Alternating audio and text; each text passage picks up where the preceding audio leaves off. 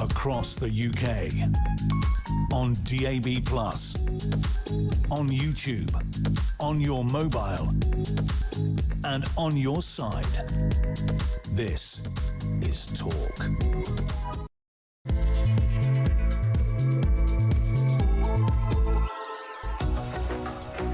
Hello there, and a good evening to you. I hope all is well with you. Of course, I've been gone for a week, and it was very nice, thank you. I did absolutely nothing, and it was absolutely brilliant. So I'm all refreshed and back with you now. And coming up at midnight, of course, it's Talkback, and I want to talk to you about this really kind of controversial visit by the King with Donald Trump in the US at the moment, because a lot of people are saying he shouldn't be there at all with the way that Trump has been talking about British people, British soldiers, Britain, Keir Starmer, all of that. But his power is soft power. So what do you expect him to get out of this visit? So he's there now, he's landed, he's there. We've got pictures of him arriving at the White House. We'll show you in a bit. And of course it's all cordial because the King knows exactly what he's doing. Privately, allegedly, he can't stand Trump, but he is there and he is going to do his job as the monarch. We know that Trump loves him, absolutely loves him. So what should King Charles get from Trump, and how do you think he should treat him? Is it time to get tough with Trump, or is it time to have the King and the Queen suck up to him so that we get treated a little bit better? Give me a call, 0344 499 1000. Calls are charged at the national rate, but we do call you back. And text the word talk and your message to 87222. So that is coming up at midnight. Before that, we're going to be talking about Angela Rayner, the woman who said she didn't want to be leader. They all say that though, don't they? But she is now at the forefront, really. She's the front runner to become the next Prime Minister. And I really want to examine that, because as much as she's pretty good at the sort of local politics and all of that, how would she be? What would the response be like on the world stage? Look, you may hate Keir Starmer, and he's not very good at politics, we know that, and as a Prime Minister he sucks, but he does have some sort of respect on the world stage. Is that what we need right now? Are you prepared to forgive him for his shortcomings, providing he can do the job on the world stage? So I'm going to be looking into that. We're also going to be heading to St. Petersburg to talk about Russia and Iran, because Iran had a meeting in St. Petersburg today. What were they talking about? What are they likely to be after? And what does that look like for the rest of us? But let's go back now to the King's visit.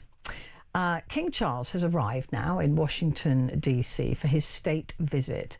Tomorrow, he'll be sitting down with Donald Trump at the White House for bilateral talks, followed by a grand dinner. The US president has reassured Buckingham Palace that the King will be very safe after gunshots were fired at the White House Correspondents' Dinner on Saturday. Well, the shooting incident at the Washington Hilton has prompted concerns about whether the Secret Service provides adequate protection. Well, joining me to discuss security and protection of the King is James Hamilton, who's founder of Hamilton Security Group and former FBI Supervisory Special Agent. Very good to see you, James. Thank you for joining me. Look, can we first of all talk about that incident that occurred at the Correspondents' Dinner?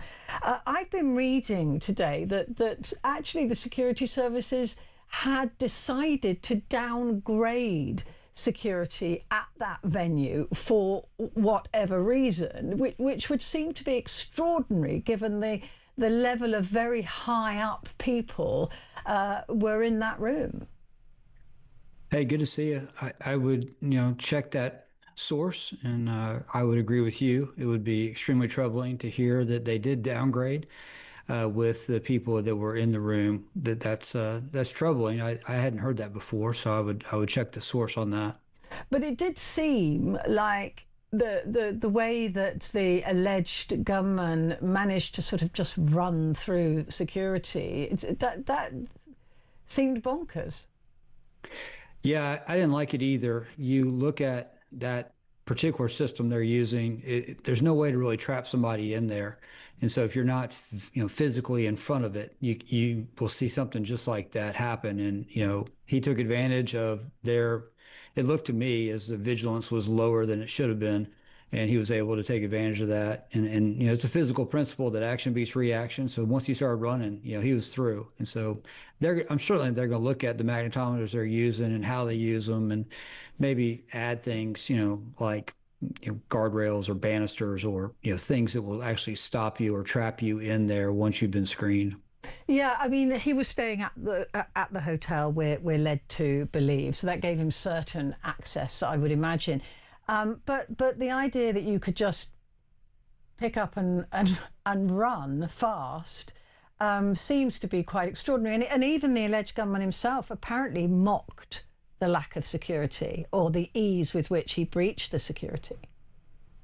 Yeah, I mean, you saw it, and this staying at the hotel has gotten a lot of publicity, and I think a lot of folks, and I think I've been with the British a lot lately, and there's this feeling that the security services here could have done something, for instance, like search every single room prior to the president's arrival. We just don't have that luxury here. There's a Fourth Amendment protection. The hotel room's actually treated as a residence. So the only way to actually do that is to get a warrant for every single hotel room, Wow. or to ask for, what they call, consent from the person who's rented the room.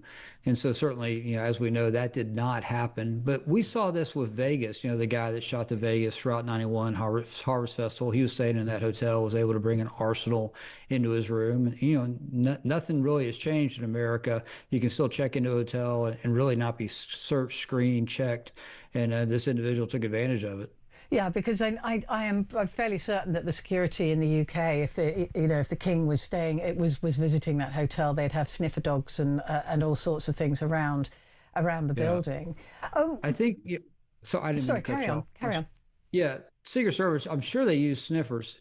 The challenge, I would believe, is that depending on the room the guy was in, that's a huge hotel.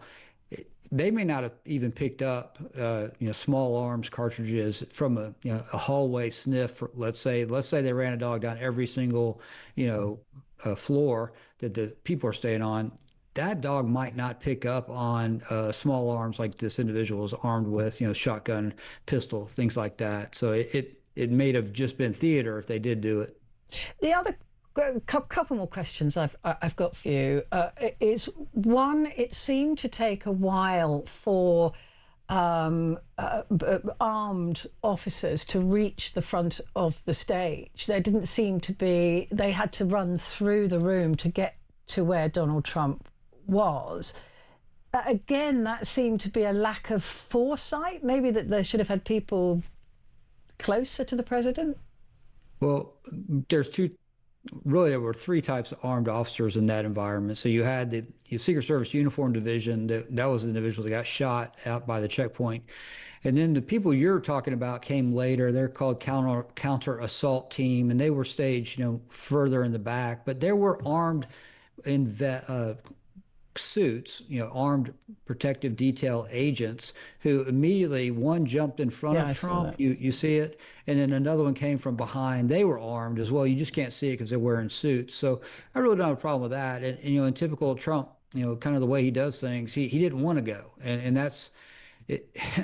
Certainly we don't want to have a debate about evacuation if we can help it, but he's been through this a lot. And so he obviously wanted to stay and keep seated, whereas the vice president had a completely different reaction, and that was an interesting back and forth between the two of them, frankly. Yeah, I thought it was interesting as well that they appeared to remove the vice president before they moved the president.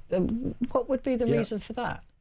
It just looked like he was more willing to go. What I read and what I saw is that the vice president was like told his detail, whatever, and they took him. Literally picked him up. And then I think Trump was still trying to say, let the show go on. In fact, I think those were the president's exact words. He's like, I wanted to keep going. And, in that situation, this is what we call an event ending incident, meaning you just can't go back out there with a security breach like that because you just don't know if there's going to be another type of attack or other individuals who are part of this. Even though statistically it's very low, it's usually one person, they still had to err on the side of caution and, remove him from the venue. What I find extraordinary as well, and this is down to, I think, the situation, the world that we're living in at the moment, that a lot of people are saying that this was faked, that this is fake. Oh. This is another ploy with Donald Trump to look brave. Yeah, I'm with you. I see it and hear it a lot. It's shocking to me that we're in that state where, folks don't believe what they see anymore, or that everything's a conspiracy, or that it's faked or rigged or staged. It's troubling. I don't like the way we're headed. This clearly, it was not staged. It's clearly happened. People were there from both sides of the aisle that were part of the panic and the concern. I'm certain if you asked the people in the room, Republican or Democrat, they would not tell you they felt as though in the moment that this thing was staged. But, you nailed it. The populace just doesn't believe what they see anymore. And that's a real problem, societal. I mean, it is partly this administration is to blame for that. If you remember the shooting of Alex Petrie and others, when the administration is telling you that you're not seeing what you're seeing, it's very easy to see how that could turn against them. Yeah, it's a lot of shooting. I was writing right before I came on with you. This is the fourth attempt on Trump that, in just 2 short years. And that's shockingly high. I mean, shockingly high. If you think about the amount of violence around this individual, right, left, or center, to me, it's a shockingly high number. And I had to think back in our history, to another president that had, really elicited that much violence. And I really couldn't find one. Now, just looking at the king being there, of course, we're hoping that you'll look after him.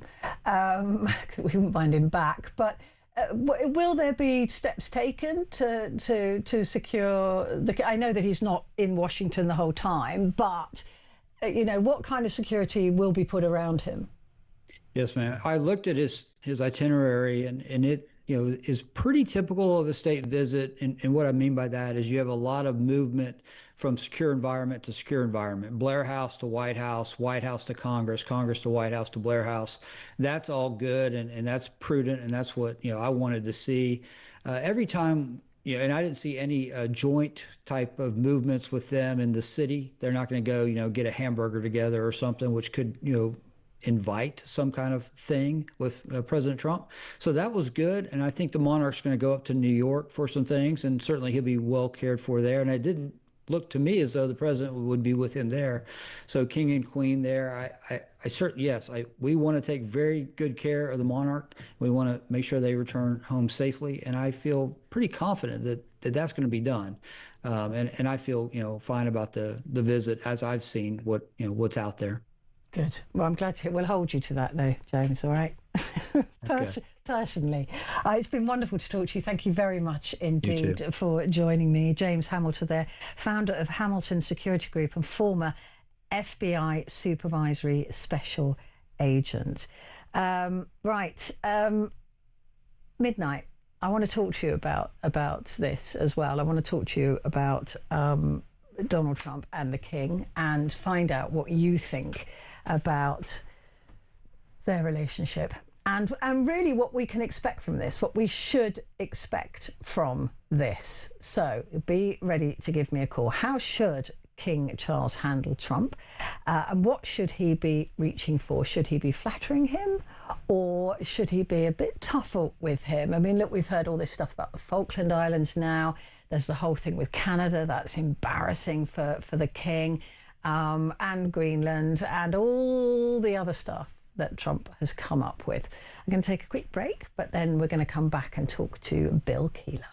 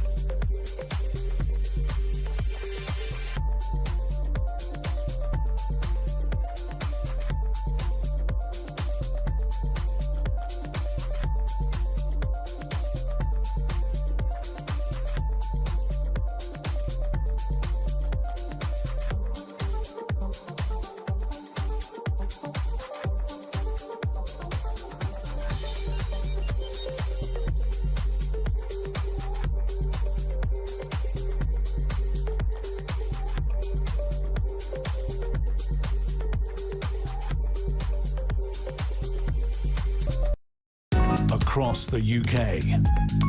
On DAB+, on YouTube, on your mobile, and on your side. This is Talk. Hello there, this is Talk and it is Petrie here with you. We're just getting hold of Bill Keeler to talk to us about the visit to New York. But the King has now arrived in the United States of America. This highly contentious meeting, that's his plane arriving there. And it is contentious because of the way Donald Trump has been talking about us recently and talking about punishing us with extra tariffs or not standing by if the Falklands were attacked again and not helping us out at all. And many people would say, well, that's quite right. You know, NATO weren't there for him. Why should he be there for us? But to actively sort of say things like that about the Falkland Islands, I don't know, it seems a bit weird to me. But there's the King arriving now, well, arrived when he arrived, with the Queen following on behind him, coming out of the plane to the joint air base in Maryland, USA, and coming down the steps together, bless them, for this 3 days really with Trump, which is going to be tricky for the King, I think. I don't know how he's meant to handle Donald Trump after all of that. I mean, I think that Donald Trump kind of sees the King as separate to the government, and there's certainly been a lot of things said about how the King will be able to smooth the path and be able to make it, try and talk to Donald Trump. But I just wonder how you talk to Donald Trump. How do you get him to do what you want him to do? I mean, sucking up to him seems to work. Calling him daddy didn't really work for NATO, did it? But I don't know how you do it, because he flips on a switch, doesn't he? He flips on a dime. He'll change his mind. As soon as the King's gone, it'll be back to attacking Keir Starmer again.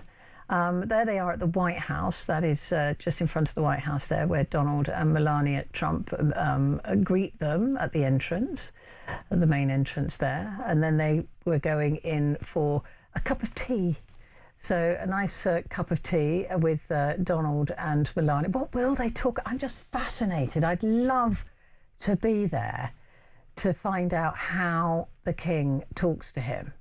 Like I said, allegedly rumoured that he doesn't particularly like Donald Trump, but I don't know if that's true or not. That's just the sort of rumours that circle around. But it's going to be difficult for him, because he's also the head of the Commonwealth, and he's got to. He can't be too. I don't know. He can't be too sucky-uppy, can he? Because of Canada, and because of Europe. I mean, apparently he's going to say to Donald Trump when he speaks in Congress, he's speaking to both houses, which is very unusual. It's a real honour to be awarded the King. And he is apparently going to say that they've got to be friendly towards Europe, that we're all better together. But I don't know if Donald Trump has always hated Europe. He's always seen the European bloc as something that was set up to rival America, to take down America. He's like he is with BRICS. He hates that as well. Any sort of joining together of other countries he sees as a direct threat. So I don't know how that is going to go down. But the King is adept. He's a very good speaker. He's also very funny and very clever. So he will be able to, I'm sure, bring something home with him from Donald Trump. But what? What should the King try to get out of Trump? And how should he be talking to him? That's the phone in at midnight, 0344 499 1000. Well, joining me now is Bill Keeler, host of First News with Keeler on WIBX Radio in New York. Hi there, Bill. It's good to see you. Now, listen, this shooting the other night at the dinner party for the White House Correspondents' Dinner what have your listeners been saying about this? I'm sure you've already talked about it. What have they been saying about it? Well, we spoke with many who were there this morning, and I have to tell you, the conspiracy theories are flying. Vance was taken out maybe 15 to 20 seconds before the president, and the president fell over. Some thought the president had been shot because as Secret Service was taking him out, he fell. They lifted him up, and Donald Trump is not as mobile as you might read in the bios these days. Well, he's already fibbed about that, hasn't he? He said that they told him to get down, but it was clear to everybody who's looking at it that he stumbled. Yeah, he fell. Yeah. And he's just not, it's really amazing that all of the things that he complained and made fun of Joe Biden about are issues that he's currently dealing with.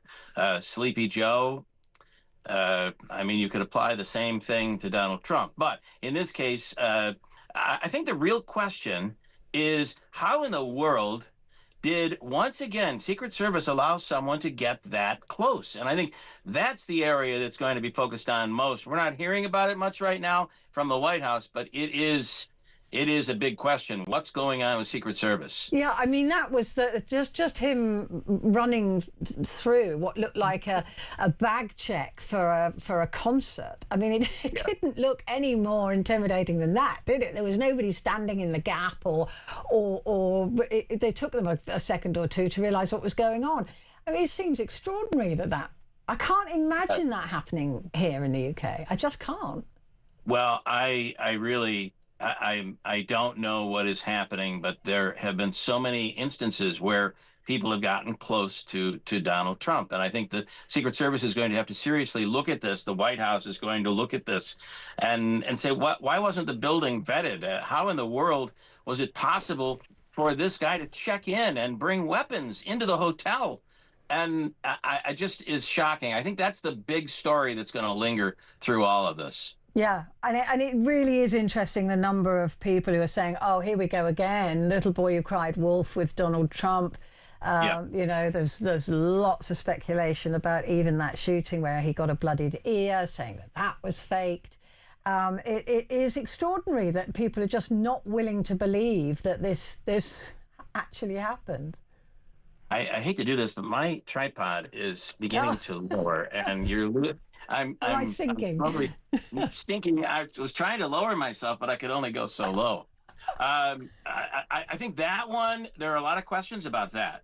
In that, what happened in Pennsylvania, we still don't have a lot of the details that came out. How did that guy end up on a garage within firing range of the president? So we have a lot of questions that have to be answered here. It seems like Kash Patel has got some questions to answer as well. There's footage of him at this dinner, looking confused, dazed and inactive. I mean, he literally just sat there, did nothing. He's the head of the FBI. He's the head of the FBI, and to me, and this is beginning to sink a little bit again, I truly apologize. It's fine. It's just killing me here. This will make the blooper reel, maybe. I don't know. Kash Patel was sitting there as if, oh my, how has this happened to me? I am screwed. Yeah. And that to me was the look on his face, and I truly believe that's exactly what is what his fate is. It's only a matter of time. Yeah, there's a lot of speculation that he's the next on the chopping block. He looks helpless. Yeah. Almost the way I do as my tripod begins to lower and I can't do anything about it. Yeah. Listen, you've got King Charles coming to New York. Is there is there excitement about that, or do people not really care? Well, do you want me to be honest? Yeah, I know you do. I do. Yeah. I think it's extremely important, and I think it's going to be important for him to try to begin to better this relationship with President Trump, who only seems to have good relationships with people who really stroke him a bit, if you will. Yeah. And I think it's important. Obviously, our most important ally, it is extremely important. And I think a lot of good can be done. As for the rest of the public, we love the princes. one much more than the other, I guess, these days. And the wives, one more than the other. And Prince Charles has often been kind of tough here and not as popular. Of course, America loved Princess Di. Yeah. So it is not it's not the mass excitement that you would get if one of the princes were arriving. But it's still a very big deal for us. And presumably he'll be meeting Mandami.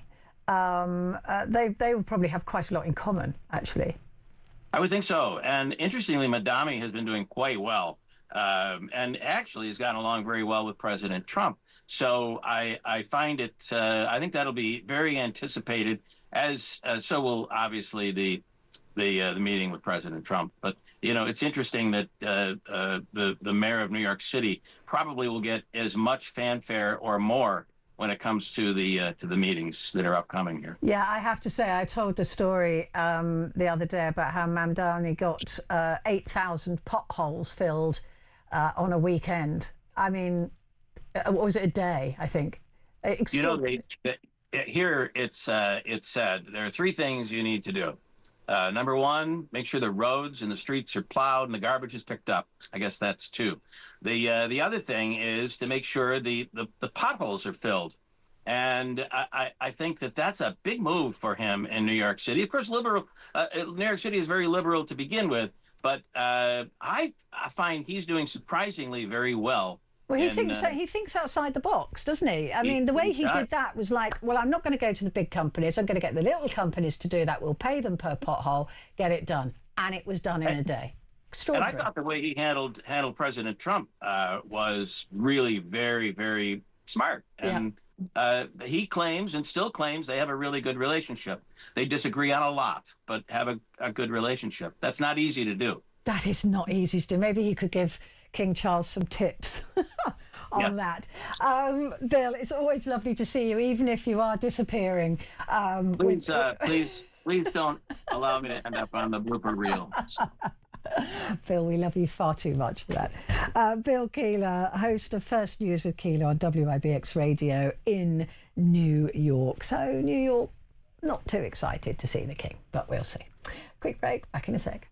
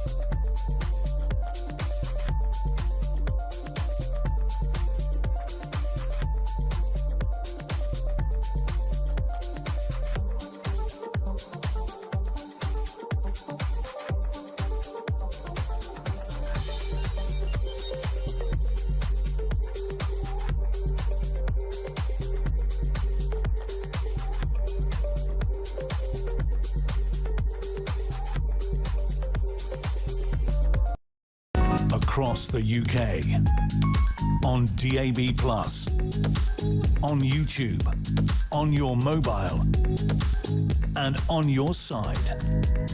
This is Talk.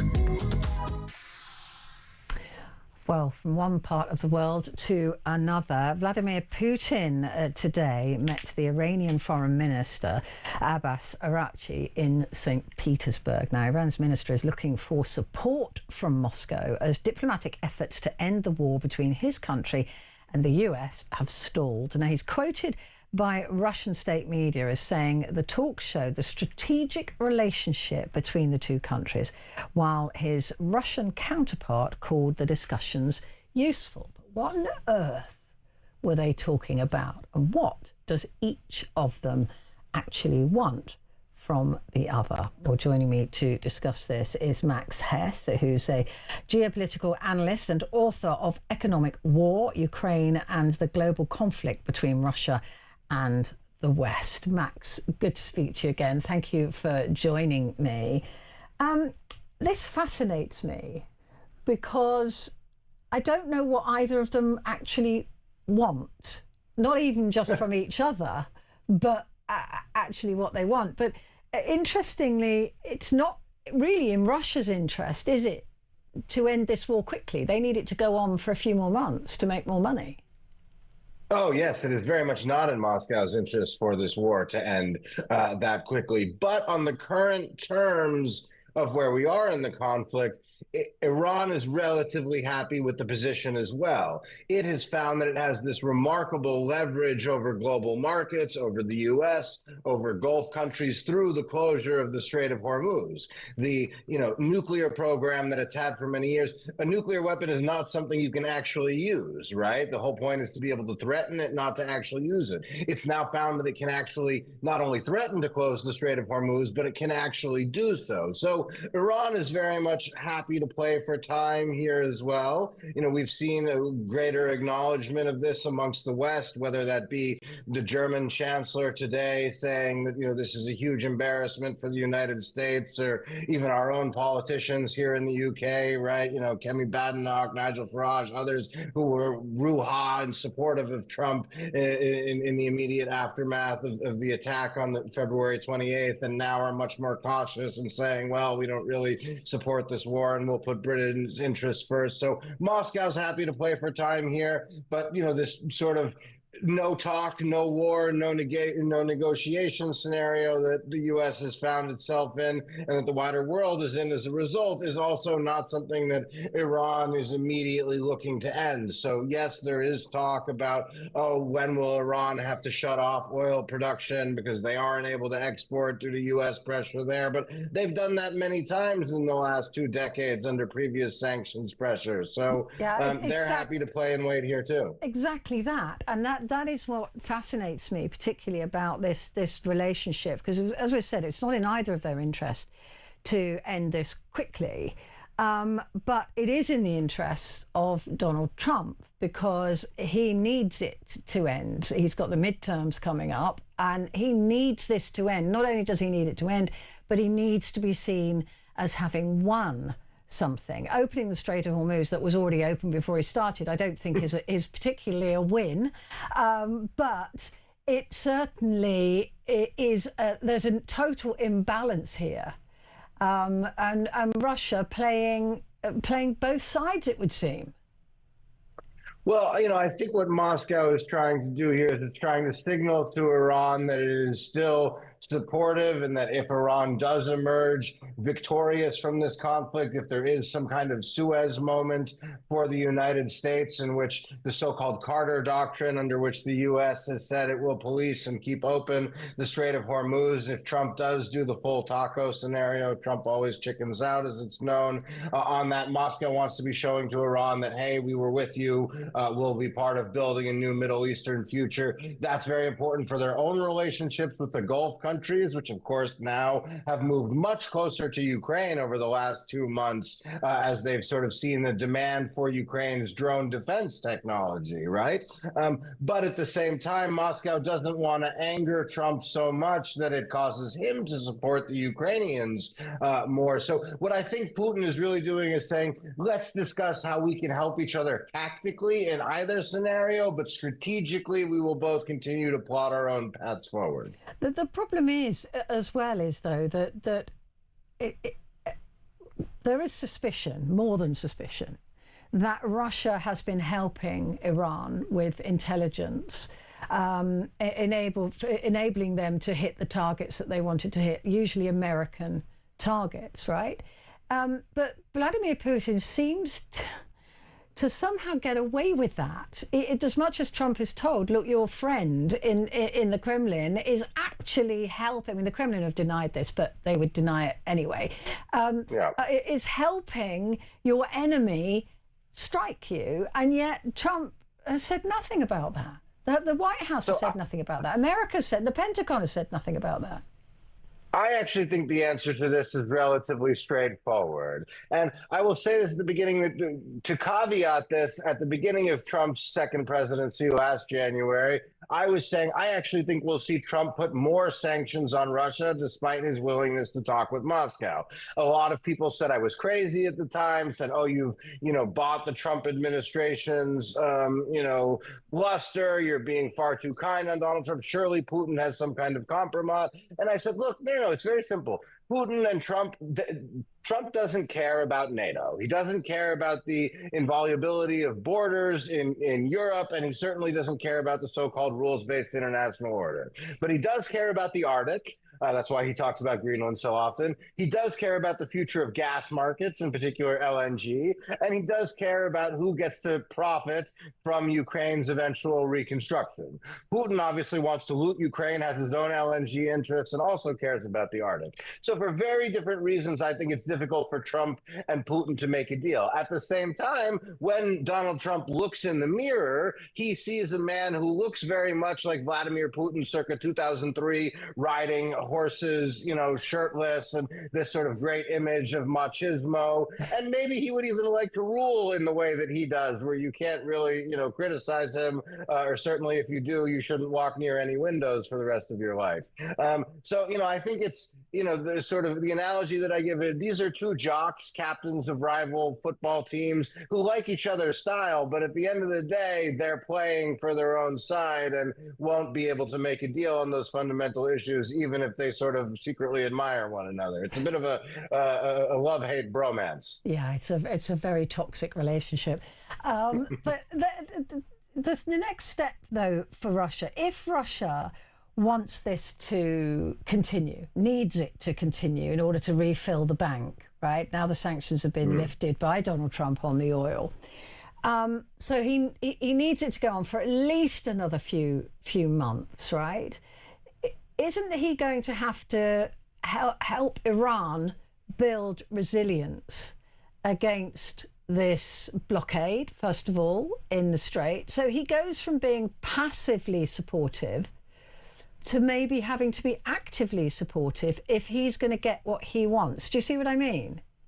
Yeah, I see what you mean. I don't think Russia can really help Iran alleviate a lot of the economic cost of this, right? They can't give Iran new export routes magically. The infrastructure isn't there to bring it through Central Asia or even over the Caspian. Russia has its own glut of oil and gas to sell to the world because of the sanctions and the loss of the European market through its own aggression there in 2022. What it can do, however, is it can provide continued intelligence aid, as you were talking about earlier, whether that be targeting or just trying to help Iran build its own defenses against future airstrikes and look to counter that, or give food aid in certain areas. Of course, Iran is an exporter of a lot of foodstuffs, but is an importer of more high-grade refined ones. So, there's a lot of tactical support Russia can give without going too far and making Trump too angry. And so, as I said earlier, I don't think we'll see, any major strategic change in terms of a real deepening of their alignment or a signing of yet another new defense treaty, right? It was only just a little over a year ago that they signed their most recent defense agreements, which are stopped short of mutual defense, right? So Russia won't go any further in that front, but it will do what it can to help ensure that the regime is best positioned to fight another day, and by doing so, hopefully extend the closure of the Strait of Hormuz for as long as possible. Yeah, what I think is really interesting on that too, just one last point, is remember Russia is still the key ally for Saudi Arabia in OPEC plus too, right? So how that relationship plays out in the aftermath of this is going to be very important both for geopolitics and for voters at the pump. Yeah, I was also wondering about the relationship that the GCC countries will have with America after this, because of course, the whole point of the petrodollar and all of that was for security in the Middle East. And it doesn't appear that America was able to secure those countries. Yes, a lot of the air defenses haven't proven to be as airtight as one would hope. Certainly, the U.S. and Israel started this conflict, right? They were the ones who began the attacks on the 28th of February in the middle of negotiations. But we've seen real differences in approach amongst the Gulf countries, right? The UAE essentially doubling down on the United States and Israel, Qatar saying, well, it's kind of Israel that got us into this whole mess.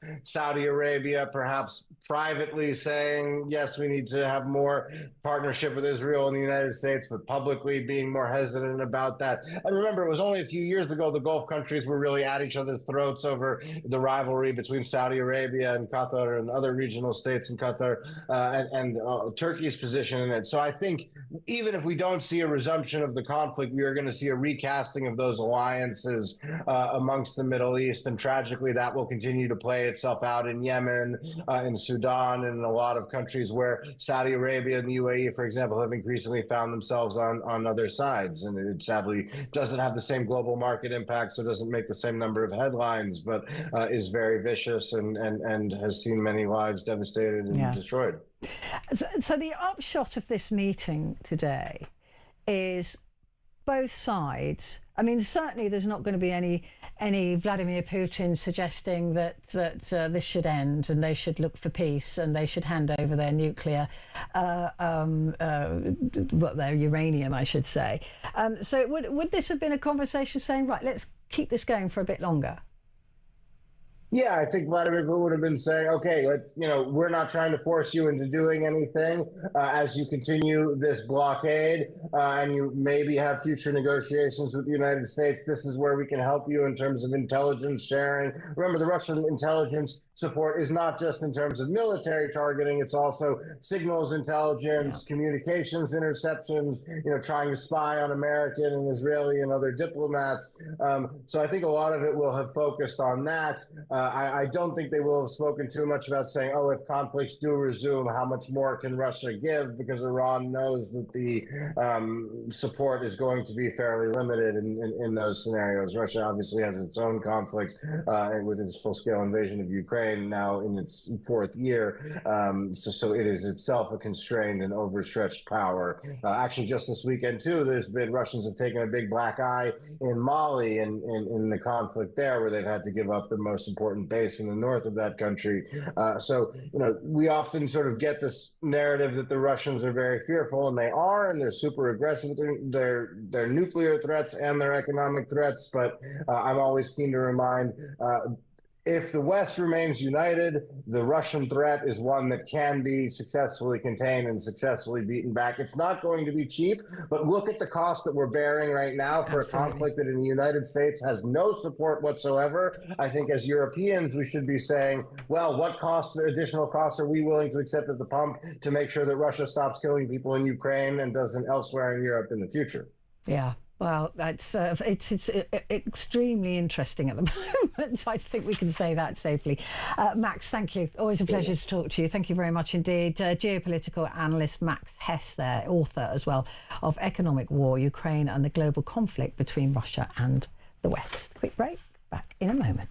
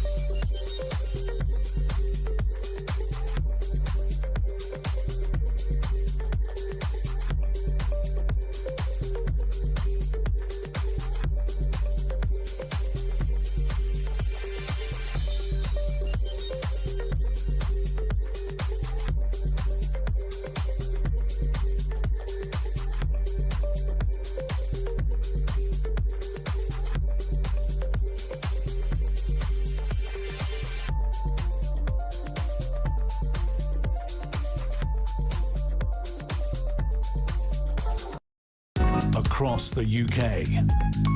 On DAB+, on YouTube, on your mobile, and on your side. This is Talk. Hello there, it's Petrie here with you, and just a reminder, actually I don't think I told you, Ed Wiseman is coming up at 11 o'clock to go through the papers. Well, listen, it may not be a battle that we're used to seeing on the world stage at the moment, but there's certainly one going on in British politics at the moment. Angela Rayner remains one of the most compelling figures in British politics, despite her resignation as Deputy Prime Minister in September 25, following the HMRC tax investigation on her second property. She has re-emerged as a powerful voice for the soft left and is a primary contender to succeed Keir Starmer. Except, of course, she said this on Sky News about a year ago. I have no desire to go for the leadership of the Labour Party. My desire is to deliver for the people of this country who have given me opportunities beyond what I could have dreamed of. No, don't want it. It's like, I think Boris Johnson did the same. They all say it, don't they? Oh, no, I've got no interest in being leader. No, I back the leader fully. But what would a Rayner premiership look like, and how would she be received on the world stage? And that is a really important question at the moment. Kevin Schofield, political editor at the Huffington Post UK, joins me now. Have you ever wanted to be leader? No, my word, no. I've never even wanted to be an MP, so no, me. Or ever been a member of a political party. But apart from that, I'm probably a great candidate. But no, I don't know why. Because you don't want to be makes you the perfect candidate. That would make you a really good one. So there she was about a year ago saying that she didn't. No, not interested at all. It has become very clear that she's very interested in this, and it does look as though it is when, not if, now with the Prime Minister, despite the fact that, you know, he's doing okay on the world stage. I think a lot of people would salute him for that. He's so damaged, isn't he? Oh, he's hugely damaged. And it's not just the Peter Mandelson affair. That's just the latest controversy to hit the Prime Minister. I mean, you can go all the way back to winter fuel allowance decision, freebie gate. You know, those things happened very soon after Labour won the election, and really I think embedded in people's minds that, you know, they were not convinced by this guy, and those feelings have only just hardened really in the intervening couple of years. So yeah, I think you're right, Petrie. I think it's a question of when, not if. I also agree with you that Angela Rayner would be interested, but I don't think, and I could well be proven wrong here, but I don't think she will end up being Prime Minister, not least at the moment, because she still has this HMRC investigation hanging over her. So until... She's hoping that's cleared up by the end of the May elections, isn't she? Although that seems a bit soon, but... Yeah, well, that's only a week or so away. Yeah. And one of the papers, I think it was the Times this morning, had allies of Angela Rayner saying they hoped that would be cleared up within weeks. Whereas previously, a couple of months ago, they were saying it would be cleared up in time for the May elections. Yeah. The inference being Labour would have a disaster, people would want Starmer out, and she would be ready to pounce. But here we are, 10 days out from those elections, and still no resolution. So I think until that is cleared up, then it's a complete non-starter for her. But yeah, I would always take it with a pinch of salt when politicians say that they're not interested in it. That usually means that they are. They are desperately interested in it. Absolutely. One of the interesting things at the moment, which I think is saving Keir Starmer, certainly with his own people, is that there doesn't appear to be anybody cookie cutter ready to take on the whole of the job. Right, and by that I mean not just the politics at home, which I think Angela Rayner would be quite good at. She's certainly got the right language. She's certainly got the right credentials for that. But it's the world stage at the moment, and I do think that is saving his reputation a bit. There is that. You're right. I mean, at the moment, there's no doubt you speak to Labour MPs and they will tell you more or less, not all of them, but most of them will tell you that, yeah, they do need a new leader. But then you say, well, who is that? And they sort of err and they can't give you a name. And I think that's quite important. You know, if they can't give you a name straight away, then that shows that they're not really convinced by any of the alternatives. I think my feeling now is that if Andy Burnham were to become an MP, then I think that would be it. I think the things would move very quickly after that. But he's not an MP, and there's no imminent prospect of him becoming an MP. So until that changes, I think Keir Starmer is probably safe. You know, there's not enough support for Angela Rayner. There's not enough support for West Streeting, and a lot of MPs they don't want to take a gamble, and you know they could end up, for argument's sake, with Ed Miliband as Prime Minister. And I don't think, you know, these things can suddenly spin out of control, because it would be up to the members, Labour members, and if there was a contest, if the MPs couldn't agree on one person and there was a contest, then it would be Labour members who ultimately would decide. And, you know, who knows who they would vote for. So I think that is saving Keir Starmer right now as well. But there's no doubt he's very badly damaged, and I think it's virtually certain, really, that he won't lead Labour into the next election. He, though, thinks differently, doesn't he? I mean, I think he wrote at the weekend that he was going to be in situ for 2030, and he was going to win that election as well. Yeah, correct. I suppose in some ways he's kind of got to say that, hasn't he? He's got to insist that, he'll be there for the long haul. Downing Street, his spokesman on Friday was saying that he will be, he's going nowhere and will be Prime Minister for this Parliament and beyond. So, they're, again, no one really seriously believes that. But I think there is a nugget of truth in there, that he's not the type of guy, I think, to just walk away. You know, he came to politics late in life, relatively late. He has fought his way up to become Labour leader. No one expected him really to win an election at the first attempt. And not only did he do that, he won a landslide. And that was less than 2 years ago. So I think it would be a major surprise were Keir Starmer to voluntarily walk away from that. I think he would definitely put up a fight. They would have to drag him kicking and screaming out of 10 Downing Street, I think. So it certainly wouldn't be a straightforward process. Even though he looks like he hates every minute of it. I mean, he never. Yeah, he doesn't look comfortable in his own skin, does he? But I think maybe that's just the way he is as a person. You know, he's just a little bit awkward certainly in front of the TV cameras, for sure. Yeah, I mean, I thought that the speech that he delivered this morning, he got some good reaction from that, but he was preaching to the choir, I think, in this particular instance. But is there anything, bar, some miracle that Labour doesn't lose massively in the local elections, that could save Keir Starmer? Because that seems to be a certainty now. It seems to be a certainty that the Greens will do really well, the Lib Dems will probably do really well, and, of course, Reform as well. What else could save Keir Starmer at this stage of his premiership? Honestly, nothing springs to mind, really. I mean, I think the public have made up their mind. His poll ratings are through the floor. I just don't see that being turned around. You speak to people, just ordinary people, friends, family, and, ask them about Keir Starmer, and it's just uniformly negative, the reaction. And Labour MPs as well are pretty fed up. They just think that he is unconvincing. They think that he treats them almost as an afterthought. So they're really grumpy and unhappy. A lot of them know they're going to lose their seats at the next election, so there's no real kind of loyalty there to the leaders, because they know they're not going to be here for much longer.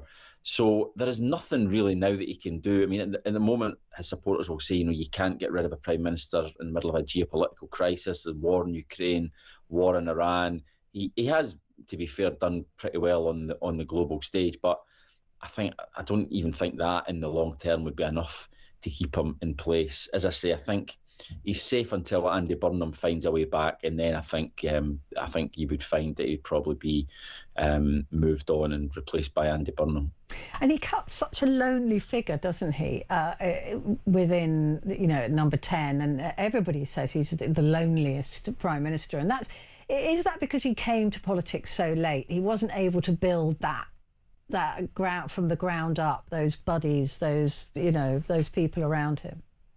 Yeah, I think that's undoubtedly true. He's got a very small number of remaining allies in the cabinet. He's not a clubbable politician. You don't see him very much, hobnobbing in the tea rooms. If you see him in the Commons tea room, he's in trouble, basically, because he has to try and cozy up to MPs, because it's not something that comes naturally to him. He doesn't have an awful lot of natural allies.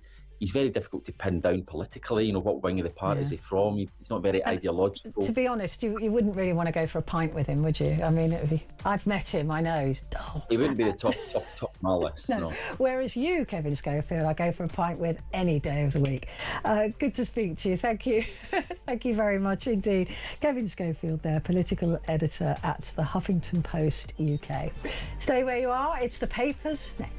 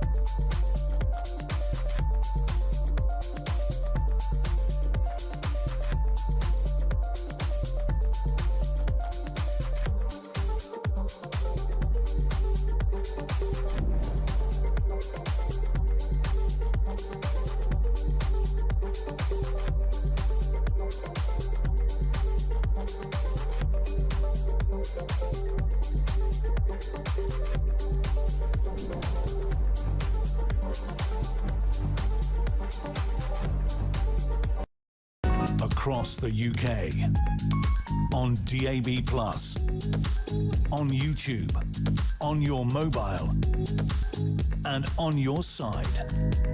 This is Talk.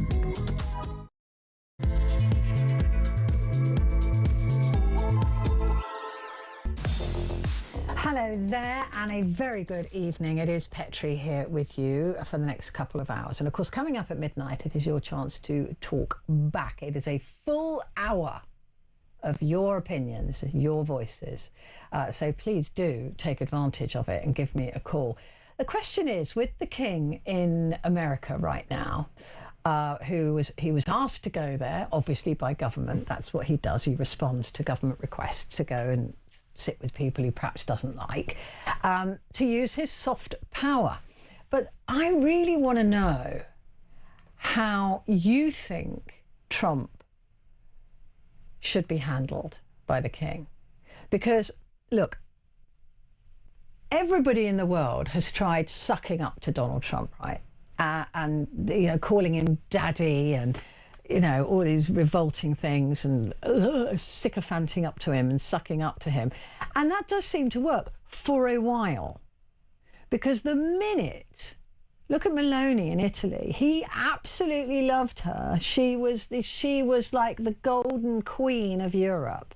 She was the only sensible leader in Europe that Donald Trump referred to. He loved her so much until she said, that's not a very nice thing to say about the Pope. Being the head of a Catholic country, imagine that she would be a bit anti-Donald Trump the way he spoke about the Pope. And also she said, we don't want to get involved in a war that we didn't start and you didn't talk to us about before you started it, and it's got nothing to do with us. We don't want to be involved. Now she is dead to him. She's literally done, finished. He hates her. She's changed. She's different. She's horrible. And look at Spain. He's trying to punish Spain by telling them they've got to leave NATO. Well, first of all, he hasn't got the power to do that. But also threatening tariffs, which he's now been told by his own government he's not allowed to use in a punitive way. Of all of these things, it only works to suck up to Donald Trump for as long as you agree with everything he says and everything he does. And look, the king, he's also head of the Commonwealth. He's head, he's the I think he's on the money in Canada. Anyway, look, he's head of the Commonwealth. Canada is part of the Commonwealth. Canada and the US have fallen out. He's got a really tricky job to play. Plus NATO, plus Europe, plus Greenland, trying to take Greenland by force, which I think he'll return to once he's taken Cuba by force. And then you've got the Falkland Islands, which Donald Trump is now saying, well, in order to punish Britain, all Keir Starmer did was say, we're not getting dragged into your Middle Eastern war. We've been dragged into a couple before by you that we were involved in for 20 years at huge personal cost, human cost and financial cost. We don't want to get dragged into another one. I thought that was very reasonable of the Prime Minister of this country at the time to do that, considering as well that Article 4 and Article 5 had not been triggered in NATO, and NATO is a defence alliance.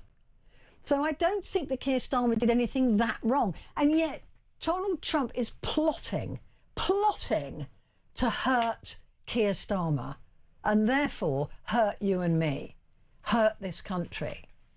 He is literally plotting at it. So how does the king play this? Does he suck up to Donald Trump? Does he flatter him? Tell him that he looks like a 60-year-old, fit as a fiddle? Or does he say, now listen, Donny boy, the way you've been talking about us, the way you've been talking about the soldiers that died alongside American soldiers in Middle Eastern wars in the past is disrespectful and disgraceful. The way that you're egging Argentina on to try and take the Falklands again is disrespectful and will end up costing lives. Back off. Which way does he go? I mean, I know which way I'd go. I wouldn't be allowed in the White House to start with. But I know which way I'd go. I'd want to teach him some history and teach him some humility and teach him to some empathy and any strain of human value. But that wouldn't work for the country, would it? He would instantly try and trash everything. So that's why I'm not king. That's why I'm not a diplomat. That's why I'm not even in politics. Because I would speak my mind. I wouldn't play that game. I'm not going to suck up to you just because you're the president. Ask my bosses here. I don't suck up to them just because they're the bosses. I don't suck up to people. It's mutual respect. That's the whole point. But how should the king play it? What do we want from this? Do we want to go back to being Donald Trump's little poodle, the female variety? Or do we want to have some self-respect? That is a really loaded question, I agree, actually. Let me put that another way. That was loaded. Do we want to continue with this special relationship, which feels very one-sided? Or do we want to stand up to Donald Trump and see how that works? See, I watered that down. What do you think? Give me a call. 0344 499 1000. Those calls are charged at the national rate, but we do call you back. And text the word talk and your message to 87222. So how should King Charles handle Donald Trump? And what do we want out of these next few days. Well, joining me now is a king in his own right, to be fair. I don't know where that is, but he is. Ed Wiseman. Hi, Petrie. Hi, transport and travel journalist. How would you handle Donald Trump? Well, we've all been here. Yeah. On a smaller scale, haven't we? On a smaller scale. There's been a falling out in the friendship group. Yeah. And you've had to go to a house party or a dinner party where the partner is persona non grata. Yeah. And you have to sort of suck it up. There's going to be a degree of diplomacy. There's going to be a degree of toading up to this rotter who is, for better or for worse, part of your friendship group until they leave. Once they've broken up with that person, everything's fine. Everything's they fine. go. They go. And that's what's going to happen here. So the king, how many presidents has he seen? Yeah. How many presidents has he met? And how many wrong-uns has he met? Exactly, as well? exactly. Some really bad people went into the palace Precisely. to meet the Queen as well. Completely. So Yeah. he's probably on the plane over the Atlantic thinking, well, better than such and such. You know, remember when Gaddafi did that thing with the tents, etc. Yeah, Idi Amin and people like that. Trump is probably mid-ranking in terms of awfulness. Obviously, the special relationship, which is what he's effectively been sent in to repair, is the star of the show here. But how big a part of that is Trump? How much of a role does he really play in the enduring relationship between the UK and that's the thing, isn't it? That's something US. that we have to pay attention to, is because this is the 250th year of independence for America. Yep. I can't believe we've got toilets in this country older than that country, but there you go. You know, that it's 250 years, and our relationship hopefully will endure longer than any particular government or any particular president. Yeah, 255 years at least. Yeah, at least. But it is difficult for me. I mean, if this was a mate of mine going in to have, I'd say you've got to stand. If it was a boyfriend or a partner or a friend, I'd say you've got to stand up to them. You can't let them treat you like this. Yeah. That's what I'd be saying. But as I said, that's why I'm not a diplomat. Yeah. But probably one of many reasons. But that particularly is it. Because I can't bear it. I can't bear bullies. I can't stand seeing people kowtow to somebody. It plays with my sensibilities. I don't like it. If I saw somebody being bullied by somebody, I would stand up to them. And that's me personally. That's the mainstay of diplomacy, isn't it? Is sort of holding your tongue a little bit and watching Ukraine get pummeled because you think it's the best thing to do on balance. Is everybody just sitting this out, do you think? Do you think everybody is just thinking, well, maybe the midterms, maybe the next election, and we'll go back to something approaching normality? I think so. And so it's just a question of damage limitation. Damage limitation, because Trump won't be around forever. No. I mean, even if he thought that he could somehow wrangle a third term. Yeah. He's 80. Yeah. He's approaching 80, and he's not in the best of health. So no, seemingly not. Seemingly not. So, yeah, I guess this is a case of going. I think that's what the Democrats are doing anyway. They're just sort of waiting it out. Almost nothing. Curiously. Well, standing still. And that's what they think. Is if they stand still and do nothing, then they'll win the midterms by default. By default. Yeah. It's kind of what Labour did. Kind of what Labour did. But I don't think they did the groundwork for what you need to do when you get into office. I think that's the problem. That's on both the problem on both sides. But yeah, I mean, in with regard to the king, I think he's kind of an awkward, goofy guy anyway. So we can trust him to lay down some gaffes when he gets there. But they've done everything in camera, haven't they? They've done everything behind closed doors. Yeah, so far they've met. They've gone in for a cup of tea. Yeah. And then there's something public tomorrow. Okay. And then there's a dinner, and then I think on Wednesday, the King talks to both houses. Yeah. Which is an honour. Yeah, absolutely. Or is that tomorrow? But anyway, there's no Oval Office shakedown. I don't think Trump would ever do that to the King. Well, I don't know. Well, look what he did to the Japanese. Yeah, and Zelensky. And Zelensky. And the Japanese lady. That was awkward, wasn't it? But I think he holds the King in reverence.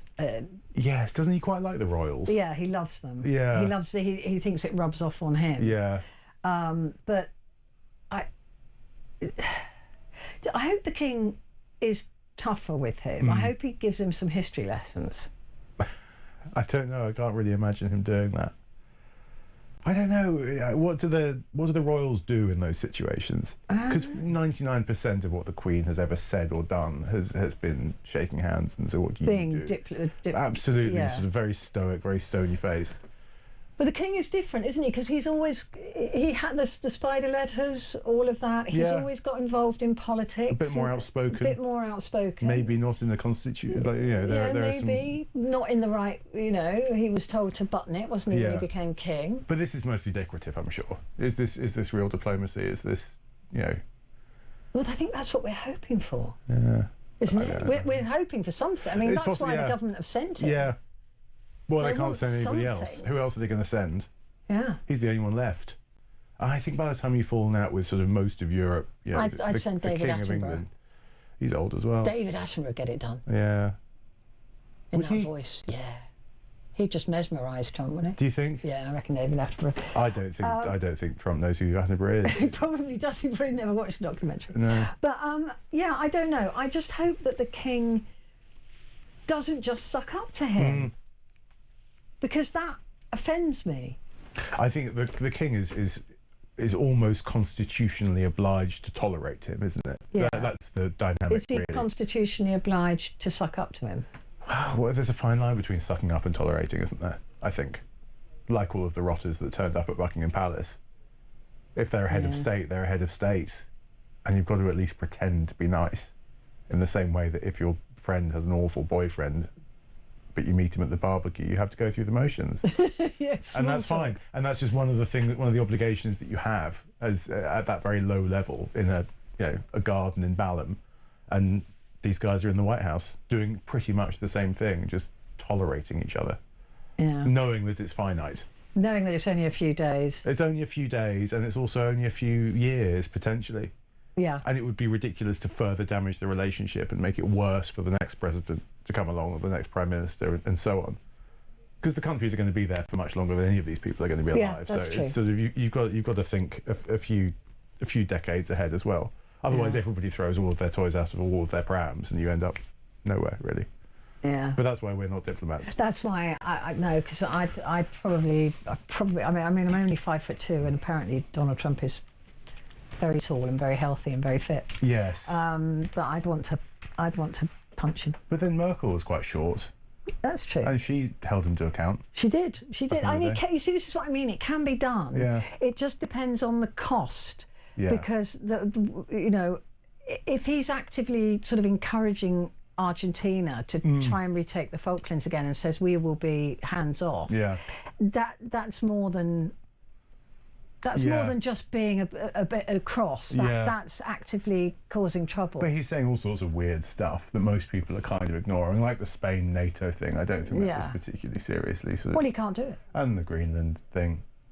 Yeah, he's going to come back to that. But do you reckon you feel that'll come full circle? Yeah. Oh, yeah. Yeah. He doesn't let things go. No. Well, then the king's probably better placed than I would have been. Who knew? Well, thankfully, it's one of the few jobs that you could never apply to join. But no, I fully agree. I fully agree. Wouldn't get it anyway. Well, anyway, good luck to King Charles. Of course, we'll be covering it over the next few days. Endlessly, I'm sure. Endlessly. Well, not endlessly, but I'll be interested. I want to see what they're like in public together. I want to hear what. I want to be a fly on the wall. That's what I really want. Quick break. Anyway, that's what we're going to be talking about at midnight. So give me a call. 0344 499 1000. How should King Charles handle Donald Trump? Give me a call. Quick break. Back in a sec.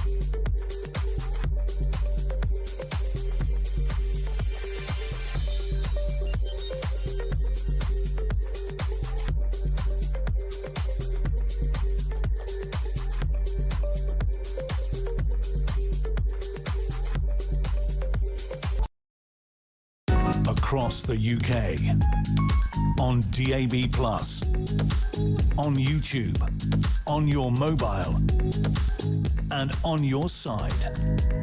This is Talk. Oh, wow, so it's points there accumulated. Proper cup that we win at the end of the year.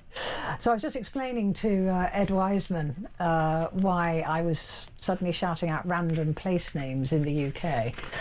And that is because we have a little competition, and it's a very serious competition that uses a geo-tracker to guess where callers are going to be calling from. And there's a proper cup, which I have never won.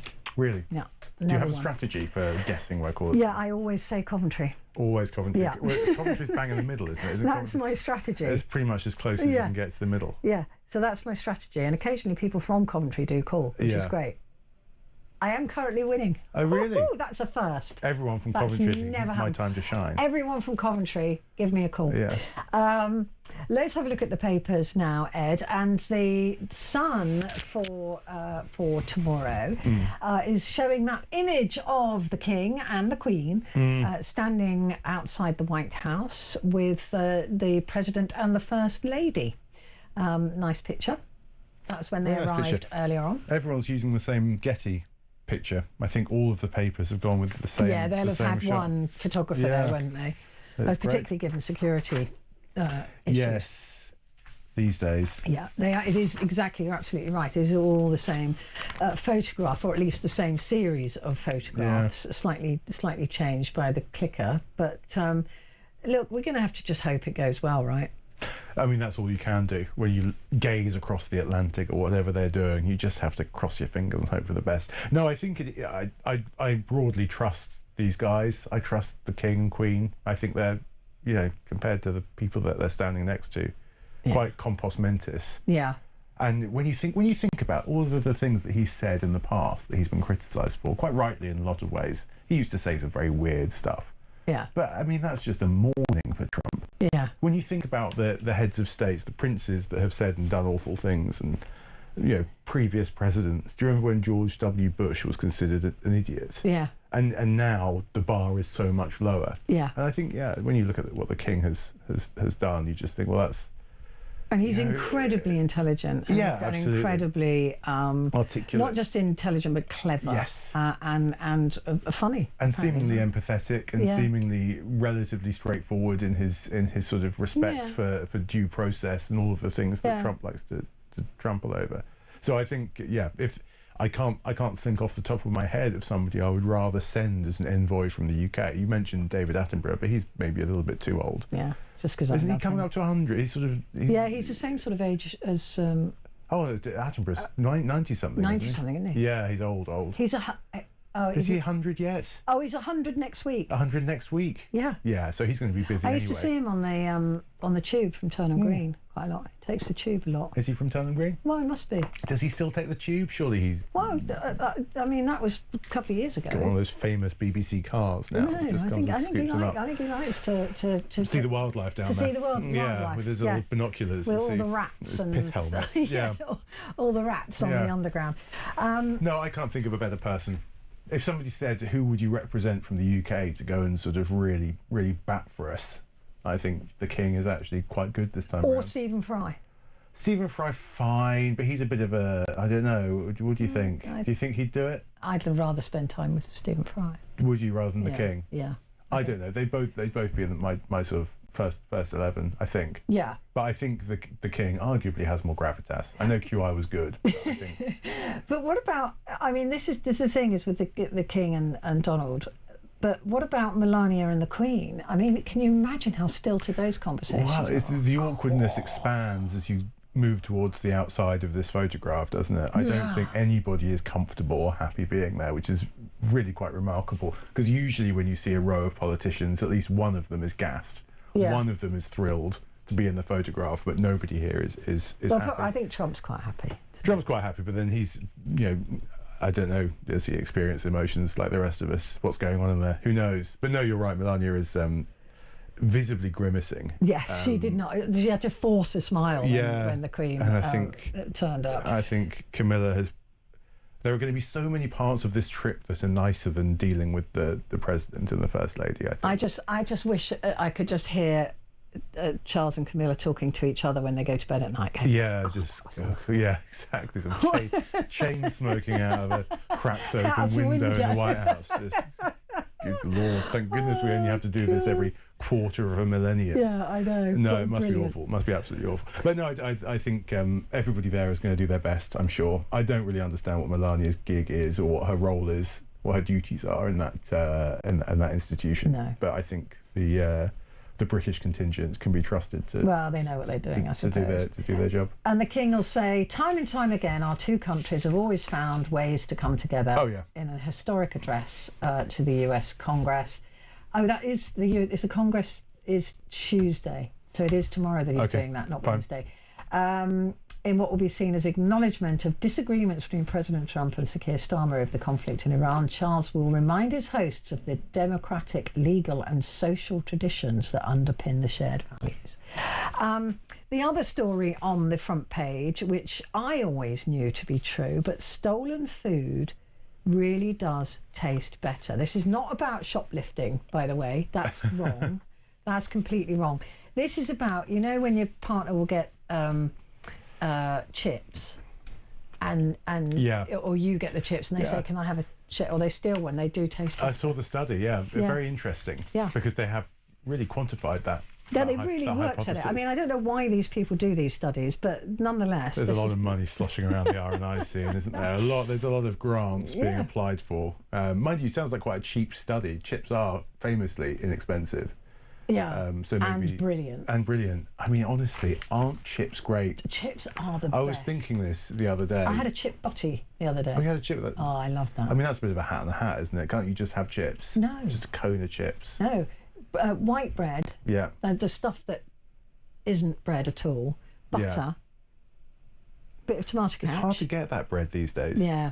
You can find it. Everything's brioche. I know, but maybe where you live. I live in Shepherd's Bush. No. Yeah. You get the cheap stuff there, and then tomato ketchup and a bit of salad cream. Yeah. Oh, salad cream. Yeah. Squished together. Oh, underrated condiment. No, it's true. Well, probably if you turn to page 23 of the Times tomorrow, you will get some contact details for the scientists who ran that study, and maybe if you give them that recipe, they can move into phase 2 of their research. No, it's interesting. It is interesting. You mentioned shoplifters. Maybe they're onto something. Maybe everybody who's shoplifting at the moment has just twigged that Pret is, what do they say, 20% more delicious when you thieve it. When you take it. But they're saying it's somebody else's portion of chips. Yeah. So they did an experiment with different 120 participants, who were each given chips to eat on 4 occasions. Sometimes the chips were served to the volunteers, sometimes they were offered a few by another diner. In other cases, the participants were instructed to take chips covertly from somebody else's portion. And then they asked them how they tasted, and the stolen chips were the most enjoyable. Interesting. Do you reckon they controlled for temperature and seasoning? Yeah, cold chips, not good. I want the whole PDF of the study. Yeah, that is a good I want to point. find out. And what was this in a controlled environment? Did this happen in a sterile, white-lit laboratory? Or did this happen in Nando's? I think that just gives carte blanche for me not to order chips, but to steal them from somebody else. And I think that's part of life's ecology, as it were. There will always be a constituent member of a party who says they don't want anything. Or they say, when it comes to dessert or pudding, they say, can we share? And I'm like, no. No, absolutely not. No. Not sharing a pudding. No. It's not happening. Well, also you can share, logistically, you can share chips much more readily than you can share a cake. I'm not sharing a cake. If I want to order a cake, I'm eating the cake. Yeah, absolutely. But if you're ordering chips, I will eat some of your chips. Well, chips are kind of sharing. That's what I think. So anyway, that was important enough to be put on the front page of the Times. And in quite some detail. So in a lot of detail. It's the top story. It's the top story, and it goes on, this was done in either a relaxed setting where the risk of being caught was low, or in a higher risk scenario, etc., etc. I mean, they've really gone into detail on this. Really interesting, as if there wasn't anything else going on in the world. And lower than that in the pecking order is the PM battles to block sleaze vote. Yes, with four bylines at the front. Yeah. And how toxic is your yoga mat? Brackets and lifestyle. That's great. That's really good. And Michelin-starred ready meals tested. I don't think that picture is a ready meal. I don't think that's Michelin stars. Spatchcock chicken with some sort of green it looks stuff. delicious, but Whoever laid out this was peckish. That's the thing. The night sub who did this. The night sub was hungry. Has forgotten his dinner. He's forgotten his sandwiches. Just copying and pasting pictures of spatchcock chicken JPEGs. Yeah. The Mirror for tomorrow. King's American mission amid heightened security and tension. Charles arrives in the US with a message of unity. Today he will tell Congress that it is in the hearts of both nations to value people of all faiths and of no faith. Peace envoy, he's being called. Yeah. And that smile on Melania's face. She's saying what we're all thinking. That's not a natural smile, No. is it? That does not reach the eyes. It's in a sense she's having the most authentic reaction to all of this. At least she's sort of doing us she's grimacing. That's what she's not doing us the disrespect of pretending that she's enjoying herself. Unlike the others who are sort of awkwardly shuffling around. Very weird. The Daily Telegraph. Starmer pleads with MPs to save him. Prime Minister says Mandelson scandal is a political stunt as he fights for survival. Do you think he's pleaded with MPs? Probably not, but I think I can't work out how worked up this scandal is. I can't work out if it's an authentic outrage. I know exactly what you mean. Or whether it's I feel I'm already quite bored with it. It's quite procedural. It's not like the scandals of yore, is it? Who called it sleaze? Was it the Times who called it sleaze? Yeah, I think it was. It's not very good sleaze. No, sleaze used to be proper. It used to be gross. Yeah. There used to be like real, like absolutely awful stuff going on. But this is sort of someone failed security. I don't know. It's all just. Do you remember the days when MPs were found, after some horrible sex session with an orange in their mouths? Yeah, but that kind of stuff, perfect. That was sleaze, or in some that was proper sleaze. Public convenience, or it was all. I don't know. That to me seems like sleaze. This feels like paperwork. Yeah. This is email sleaze, which is such a downgrade. But at every moment, Keir Starmer seems to punch himself in the face. Yeah. But he's done that from day one. Oh, he's absolutely. done that since the fuel allowance. It was about a month ago I was in and I totted up all of the U-turns that they'd done. And I think we've had about half a dozen more. Since then. But also, he just seems to just self-damage, like by sacking Ollie Robbins and then getting the blob against him. They all now hate him. Yeah. It just, he seems to punch himself in the face. But is he punching himself in the face, or is this classic sort of parliamentary Labour Party infighting that looks like a self-inflicted wound but is actually factional? No, I just think at every turn he's making bad decisions. I really just think it's all on him. I genuinely think that he's making bad decisions. What's curious is that he's quite a boring man. Yeah. And boring people often don't make those kinds of, on paper he's quite risk averse. Yeah. But he's been risk aversing himself into all sorts of snafus. It's really interesting. It's interesting to watch. It's a shame that I have to be part of the country that he's leading. That's how we all feel. If you can detach yourself from it a little bit. No, I think I don't know. Yeah, are there genuine rebels? How many rebels are there? What is actually going to happen? But also, they've got no one to replace him. And that's the thing. I was talking to Kevin Schofield about that a little while ago, just saying there's nobody ready until Andy Burnham gets there. And he's not an MP. To really fulfil the whole job. But then I mean there's a vacuum at the top of every party pretty much, isn't there? I don't think there's a great deal going on across the board. I feel very sorry for him in a way. I think I don't think he's evil. Starmer? No. I don't think he's got the imagination to be evil. Well, quite. He's sort of inert. That requires a bit of character. But I think people are on manoeuvres around him, and that I think there are, lots of people a few paces away from toppling him, and they need to be careful though, because they've got to have somebody ready-made to fit into that position. And Angela Rayner, isn't it? Well, I was going to say, who would your money be on? It would be Burnham, but he's not in the right position. But then, without Burnham, who would your money be on? I don't think there is anyone. No, I really don't. It's not Wes Streeting. It's not Angela Rayner. But again, that means you win by default. Yeah. There are simply no meaningful. How do you think I've got most of my jobs? Exactly. You just sort of hung around. I just was the only one available. Do you think that Angela Rayner would be in a more sort of threatening position on the board if she hadn't gone through all of the housing scandals and the? I just don't know how she would be regarded on the world stage. I mean, we need somebody who's statesperson-like. And you don't think vaping in a canoe is? Don't think that is going to do the job. I think huffing on a Lost Mary in a dinghy was I don't know. It's nobody really twigged it at the time, but that was quite a memorable. It really was piece of photojournalism, and I think that it would be almost a shame not to have the opportunity to bring it up again. I just thought that was I thought that was quite an interesting. It was a brilliant, like you said, it was a brilliant. Didn't she go to raving in Ibiza or something as well? Yeah, she did. She got into the DJ box or something by nefarious means, or whatever. I can't remember. But anyway, we'll see. I mean, we've got the elections coming up. I've got all my stuff ready. I'm ready to go vote. What stuff? Well, you've got the election card. Oh, like documentation. I was going to say. And my ID sure. and everything. Got all that ready to go. I thought you meant like stink bombs or something. No. Well, that's also interesting. I mean, I'm in a very Labour-run borough. So am I. And I wonder what's going to happen there. Almost pointless to vote in any other way. But then you say that, but do you think that this will trickle down into people's sort of voting intention actually on the ground? Do you think that the Lib Dems will make some gains? Who's the challenger? Who's the challenger over in Shibu? Is there? There isn't really. There never has been. There never has been. It's never been taught. I mean, the council has been, but not the. It's Andy Slaughter at the moment. Yeah. And he always wins. So we'll see. I mean, I don't know. We've got to take a break, but Ed and I'll be back in just a moment. You will.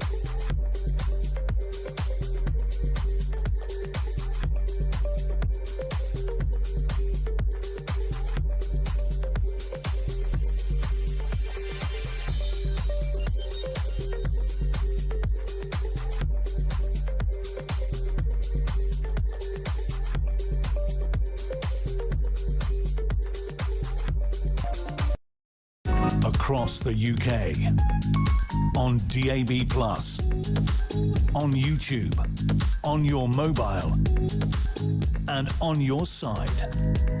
This is Talk. Hello, and you're with Talk right now. I'm with Petrie, and with me is Ed Wiseman, transport and travel journalist. Now, another piece on the front of the Telegraph says security guards should not tackle shoplifters, say union bosses. And it was this morning that Keir Starmer was talking to, I think, the Retailers Association or some union associated with retailers, and saying that they were going to be, stopping shoplifting. I don't know how they can do that. But security guards should not tackle shoplifters. I mean, physically tackle them, no. Yeah. But surely they should. What was the point of being a security guard if you're not going to secure the premises? Someone's calculated it. Security guards cost, what do you think they cost the shop? The security guards are being paid about £16 an hour, I think. Probably. So I assume it costs, I don't know, £300 a day once you've done the temping agency staff and everyone's taken a slice out of that. And £300 a day is probably what they deter in theft in a given day. £300 worth of thieves probably look at the security guard and you think, you know what, I'm going to go and rob Londis that has no security guard. They're not going to, if somebody's determined to go and steal, a laptop and then run away with it, that the security guard's not going to be able to do anything about that. No, that's true. I reckon it's all very calculated. It's probably all margins and percentages and probabilities and so on. Somebody has costed it. Somebody has made sure it makes financial sense to have a security guard. One. and that's it. It just seems to be pointless, doesn't it? That whole battle of stopping But then shoplifting. in different parts of the country and in the US, they have different products behind physically locked cabinets. So when you want to go and get expensive toiletries, you have to flag down a member of staff who will come and unlock it. Well, if you go into so my on. local co-op, they've got steak in a plastic box. Yes, everywhere seems to have it on beepers and things like that. Yeah. And I think you still can steal the plastic box and smash it open in the car park if you want to. But I think, we might find in a high crime area, it goes to... Where's the Walmart in the US that has everything pretty much behind lockers? Oh, does it? Yeah, I think because That's what we're heading for. crime is so rife in those areas. And I've been to those night shops where someone's behind plexiglass and you have to go and say, can I have 20 Rizzler and like a packet of Fanta, and they have to go and toddle off And get it for you. I want silver skins, and then they have to go and get it. Going back then to the old, the open all hours shops then. Yeah, that kind of with thing. With a shopkeeper standing behind the counter and everything behind the counter. Because we can't be trusted to do, But maybe that's the solution. And if that wasn't going to impinge on sales, the whole point of a supermarket is that you walk in a very specific way, so you make lots of impulse purchases on the way to go and buy whatever it is that you wanted. Then sales will go down. Exactly, and if they took serious steps to put everything behind lock and key, then people wouldn't. See, I shop online, so I can stay to a budget, because I know that if I was in the shop, I'd be going, oh, that looks like an interesting olive oil with truffle. Oh, they get you though sometimes. They shift it to the top of the results and they say, oh, special offer, extra virgin organic. And so I'm a sucker for it as well. I can be sold to easily. Oh yeah, free samples and there. Oh yeah, me too. And cleaning products. Really? I'm a sucker for them. Remember they used to have those little videos that would show you how well the squeegee was going to work? That was... fell for it every time. I remember being very bored in home base watching those for a while. No, I think the way that we shop is changing. And I think this is just a tiny part of it. Shoplifting, obviously, if the police aren't really prioritising it, it's going to change the way that shops look. But also, people shop online increasingly, and the high street has changed shape totally over 10 years. There's a couple of shops in Chiswick. I don't often go to Chiswick now, but you have to knock on the door if you want to go in and buy clothing. And they're not particularly posh. No. It's not a posh shop. It might be I don't know if it's a Zara, but something like that. And you have to knock on the door because people will steal. Otherwise just grab something and then and run out. But they do that in lots of European cities as well. In Paris, you have to do that. Yeah. In certain places. You have to do it in posh places. In posh places. And jewellers. Or places that look nickable, Yeah. And jewellers have always had a buzzer kind of system. Just because you could just chance it and run away with something that's worth £1,000. No, I think all of this is going to change. And also, maybe in 10, 20 years' time, there won't be supermarkets because you just press a button on your phone. I don't know what you'll do if you're a shoplifter at that point, because you can't shoplift from a... Although apparently people are using stolen credit cards to get deliveries. I was talking to my Waitrose guy about this. Really? Yeah, he said that people are using stolen credit cards to get Waitrose deliveries to their houses. And just doing it once. And just doing it once, and apparently it flags, and he has to say, the credit card didn't go through, and then it's all this big hoo-ha because he's on, 2 miles deep into some horrible estate. Apparently it's a big wide world out there. Yeah, well, I'm just not criminal enough. You're not enterprising enough. No, I'm not enterprising. Really not. Stealing someone's credit card details and getting a Waitrose delivery with it. No, I mean, every time I go out, I seem to sort of lose stuff more than I find it. The opposite of theft, yeah. The Guardian. The Grawl. Reeves puts rents freeze on the table as costs rise. Rachel Reeves is considering imposing a 1-year rent freeze on private sector homes in the coming weeks amid growing alarm in the government about the impact of the Iran war on voters' budgets. Are you allowed to do that, to interfere with private enterprise? Well, they do a lot of interfering with private enterprise across the board, don't they? Some cities in Europe have rent controls of sorts. Yeah. This isn't quite that, but I suppose it would be interesting to compare the two. I think it won't happen. I mean, the renters' rights reforms come in on Friday, which I'm really pleased about. Yeah. I think they're a really good thing. And I don't think it's really that. It's not anti-landlords. It's anti-bad landlords. Yeah. So I think it's a pretty good thing. So that's a good thing coming in. Also, no cameras at Trump's meeting with the King. King Charles will be spared the potential what is that? It's humiliation. Yeah, of being. Yeah. Have you got quite a bad printout as well? Sorry, it's not that I can't read. It's Mine's just got that I this can't read ominous the print. streak of a skid mark down it as well. Yeah, I think the printer might be running out of something. Being. I can't read that What's word. that? In public. Upbraided in public by Donald Trump during his state visit after Upbraided? What does that mean? Upbraided.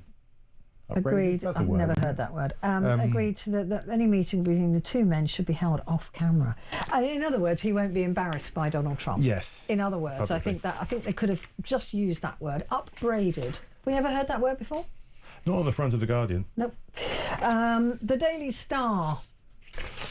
Security at all-time high as Trump welcomes brave Chaz. King of Steel. Man baby says the royals will be very safe. Donald Trump insists the King and Queen will be safe in the US despite an active shooter at a ball he was attending. Trump says the Secret Service did an excellent job in neutralising the threat. And he was charged with attempted assassination. Yeah. Oh, okay. The Star has played it remarkably straight. Yeah. No weird stuff. No, I know, it's very unusual. Mind you, they did say man baby. Yeah, only because it fits. The Daily Mirror, Starmer's stitch up to save his own skin. The PM ready to order Labour backbenchers to vote against Mandelson ethics inquiry that could force him from office. Well, you would, wouldn't you? What?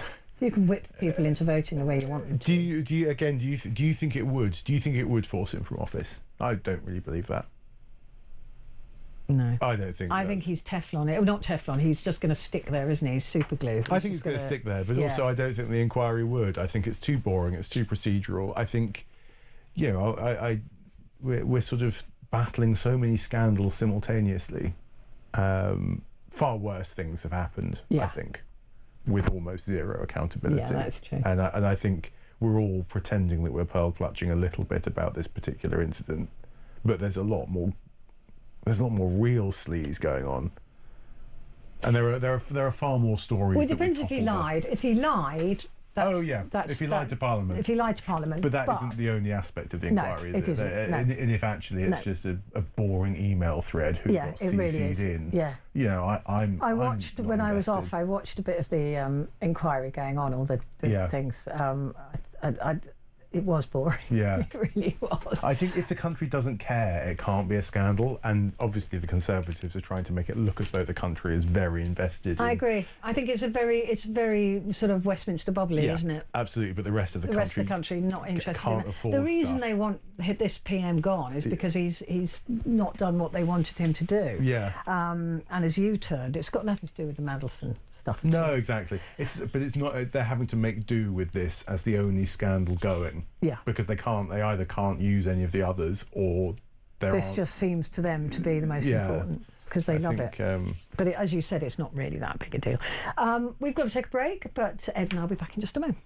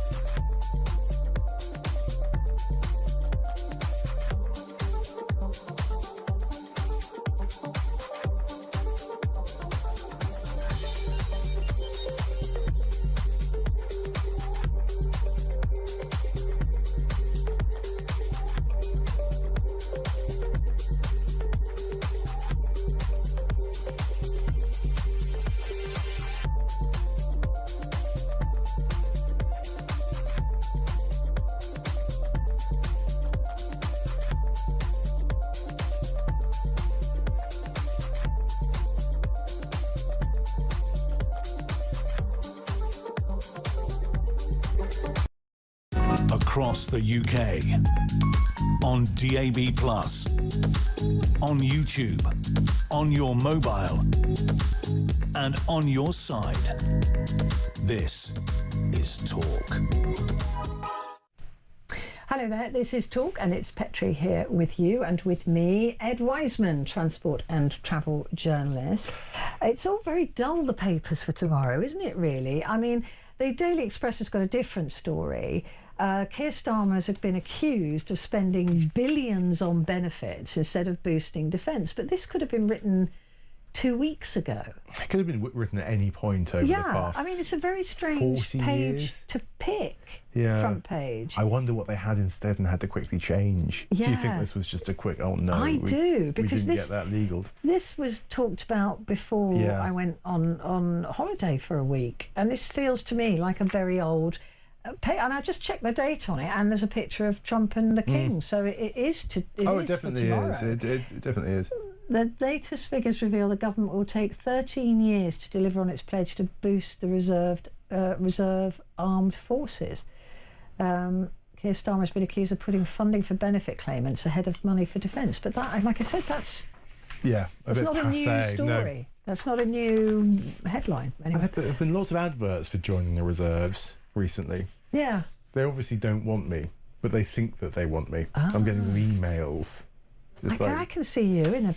Really? Yeah. Really? As an officer, obviously. Oh, do you think? You think I should go in as a sort of... No, I don't think you'd survive. As a squaddie? It's just a regular infantryman. They're really tough. You think I should be... Are the reserves tough? I don't know anything about the reserves. Yeah. Because the way that they're spinning it is just like, oh, it's a big jape, it's a big lark. A big I don't camping think it is. holiday. Yeah. No, because a lot of ex-service people go into the reserves. And but as NCO, sort of, presumably they go in... Yeah, but it's a proper hard work. Yeah, that's what I thought. It's not mucking about. But they've obviously got some ad agency to come and say, oh, it's going to be a hoot and a holly. Well, yeah, you get to go and play rugby. Have you seen the adverts on TV? Yeah. No, you get to just play rugby and jump out of planes. It is nothing. It's really hard work. They make you sleep in mud and cold environments. I mean, that's fine. And run around and.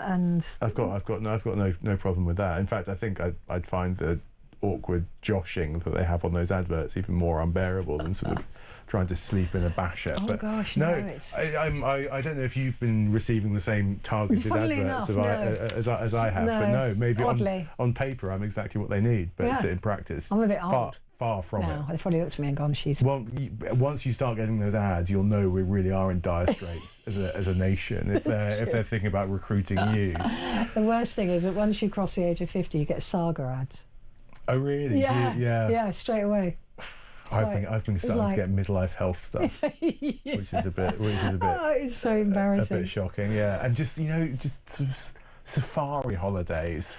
But the genteel ones. Yeah, no, I get the canal boat holidays. So ride down the River Danube. Yeah, that's it. You don't have to leave you just get fed nice food. That does sound quite nice. It looks terrible. It looks boring as all hell. No, but you can get off at all of the places. No, I'm sorry. I bet people don't. Are you anti-cruises? Yes. I'm anti-cruises on an environmental basis, but I would be curious. No. I would be curious to go. The idea of being shut up in a big container with other people and not being able to escape. No, thank you. I go on a small one. No, I'd go on one that was just the Rhine. You wouldn't even just do a vineyard one? I'd rather hire a Citroen little 2CV and drive through. Yeah. But then you can't drink. Whereas if some captain just pulls up in Lyon and says, go and fill your boots with Beaujolais and come back 6-ish, to me that sounds quite good. I'd be up for it. I'm throwing it out there. But maybe that's just because I'm being aggressively targeted with adverts maybe it nice is. It would be. No, I just think it would be my idea of hell on legs. Well, I'd rather become a reservist, or I will sail the Danube on an exclusive 8-day tour. Oh, the idea of being stuck with those people. Yeah, which people are you talking about? Are you talking about squaddies or cruisers? No, I'd rather be stuck with the squaddies. Really? Yeah. Well, you've had some experience. I have experience of being stuck with squaddies, and they're brilliant. Yeah. And they're funny. So I'd much rather that than some, people considered as doddery as me. Yeah. Or swingers. I think you get a combination on those. I think you do get all part of a real cross section of society. Oh, even that doesn't tempt me either. No, exactly. The whole thing is just the whole completely... thing is just horrible. Would you ever do foreign correspondence? Would you ever go in bed with a military? I have done. No, but again, I mean, now... Again, I'd love to. Really? Yeah, I'd do it in a heartbeat. Your calling? Maybe I'd do it in a heartbeat. My son wouldn't want me to. Really? Yeah. And he's had no interest in following in your footsteps? No, he works the other side of the camera. He's a director. Yeah, but does he want to go and do... No, and he would be livid with me. I remember when I wanted to go to Syria at one point, before that exploded, and I was going to take... I was working with a charity to take glasses, because you don't... those of us who wear glasses, right, you don't think that in a war, or in, your glasses get damaged, then you can't see and you can't read. Yeah. And you can't do anything. I'm absolutely useless without my glasses. So the idea of losing my glasses. So I thought it'd be really nice if I went with the charity and took, loads of glasses that are gathered by charities, and give them glasses. Gathered sort of spare, old, unwanted glasses. Unwanted sort of glasses thing, that people hand in, and then you take them and I was going to take them into Syria, and I was absolutely... I was all organised. I was ready to go. Oh, really? Yeah. And my son said no. Absolutely verboten. Yeah, completely. And then about the week after I was meant to be there, the whole thing just exploded. Yeah. So keep saying to me, "See, I was right." Yeah.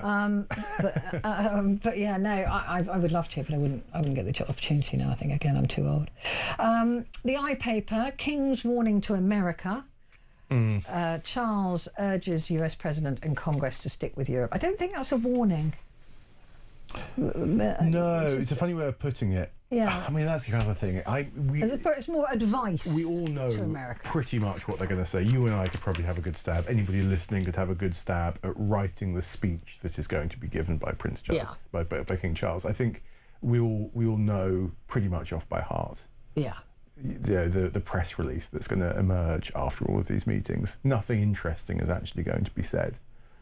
It all feels like... I fear you're absolutely It feels a bit like filler. It's a gesture. The actual minutiae aren't going to be particularly interesting. The king is there. You're right. We could write that. They're having a conversation.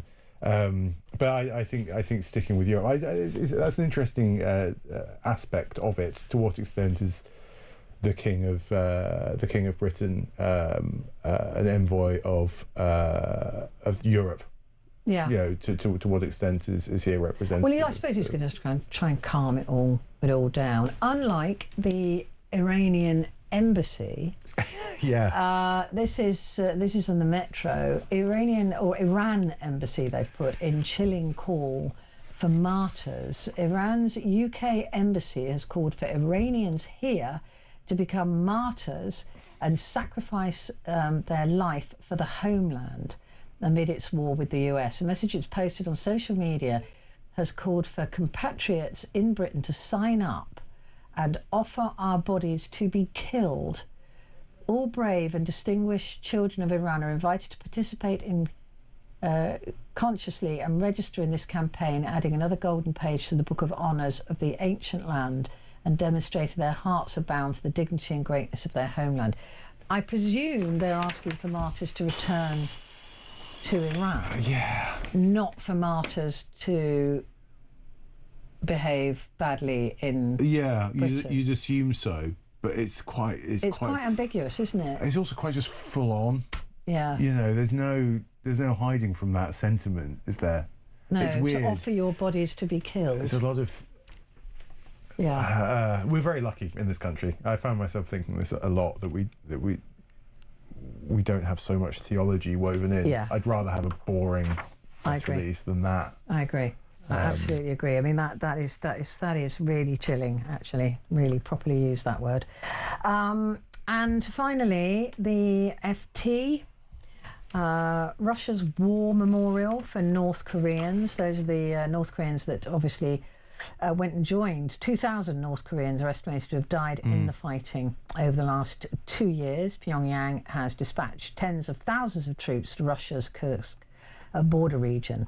And we know that a lot of them died very, very quickly, actually, because there was a language problem and they weren't taught in the same sort of warfare, and they couldn't understand the commands that they were given. So many of them died, which is absolutely tragic. There's no war is such a absolutely disgusting thing.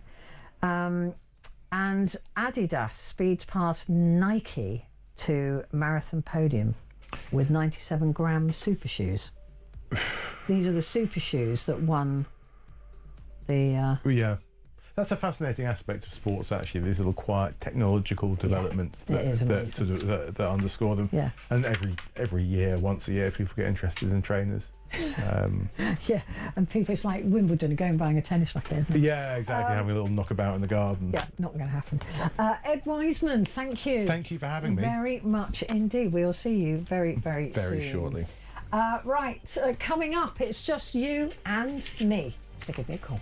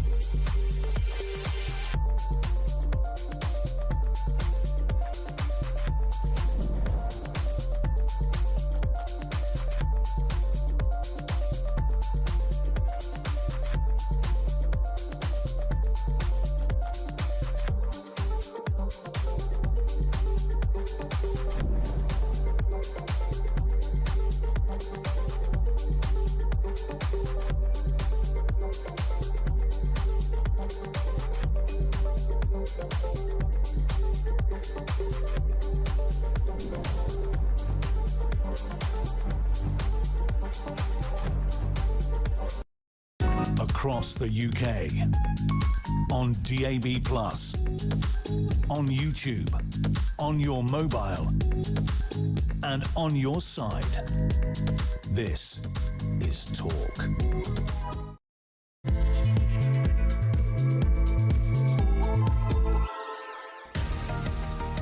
Hello, good morning. This is Talkback, and this is Petrie. This is your hour. This is just about you. This is for you to call and have your say, to literally talk back. And what I want to know, because the King has arrived now, as we know, in Washington. He flew in with the Queen earlier on this evening, or yesterday evening, and then went into the White House for tea. Tomorrow he is doing some bilateral talks and a grand dinner. He's talking to Congress. In fact, he's talking to both houses, which is really, really an honour, I would imagine. But he's going to be there talking about how we're better together. This is, of course, for the 250th anniversary of independence for America from us. He's going to be talking about the longevity of our relationship and, that our friendship surpasses all governments and leaders and fallings out and all of those sort of things. But he is spending some time alone with Donald Trump and with no cameras present. And I just wonder how you think the King should handle Donald Trump. We know that flattery and sucking up to Trump works. We know that. But it only works for as long as you continue to do that. And the minute you stand up against Donald Trump, you're dead to him. That's it. You're finished. You're history. I just point to, one example is Thingy Maloney in Italy. And she, the leader there, and she got on great with Donald Trump until the tide started to turn against him in her own country, and then she had to sort of stand with her country against Trump, and now he is absolutely livid with her. He's livid with Spain, he's livid with Britain, he's livid with every member of NATO. So I don't know how we get him back on side, or how the king does, but is flattery the only way of doing it? Do we have to suck up to Donald Trump? That's basically the question. Is that what we have to do forever, or for as long as he's in that position? How should the king handle him? Does he say, now listen, mate, you know, two blokes together, how do we, you know, can we cut this out now? Can we talk like human beings to each other? What's going on? I mean, that's what I'd want to do. I'd want to say, look, what is this? You know, having a go at us all the time, encouraging Argentina to try again for the Falkland Islands, talking about stealing Greenland, having a go at Canada. I mean, he's the head of state in Canada, you know, in terms, you know, the Royal Commonwealth stuff. You know, what are you doing, attacking Canada all the time? You know, how does he play this? He's not just our king, right? He's not just the UK. He is the Commonwealth, head of the Commonwealth, leader of the Commonwealth. So does he just lie and suck up to Donald Trump and tell him he's brilliant and marvellous and wonderful, and hope that that means that Donald Trump will be nicer to us? Or does he say, what are you doing? Yeah, you've lit every ally you've ever had, including the UK. You've literally, I want to use a rude word, all over them. You've dumped, there you go, there's a good word. You've dumped all over them, and you continue to do so. I mean, Canada, potentially the nicest people in the world, the Canadians, and they're famous for being nice. And he's managed to cause problems with Canada. And now, not just Canada, but us, the UK, this special relationship, which I absolutely refute has ever been a special relationship. It's always only ever been one way. So I'd want to sit Trump down and go, what the hell are you playing at? What are you doing? No one else will tell you this, mate, but nobody likes you in the world. No country. Individual people in countries think he's great. I don't understand that, but they do. That's fine. That's their choice. But what do we do? What are we hoping to get out of this? I mean, a while ago, I'd have asked you the question, should this have even happened in the first place? But now he's there. What are we hoping for, really?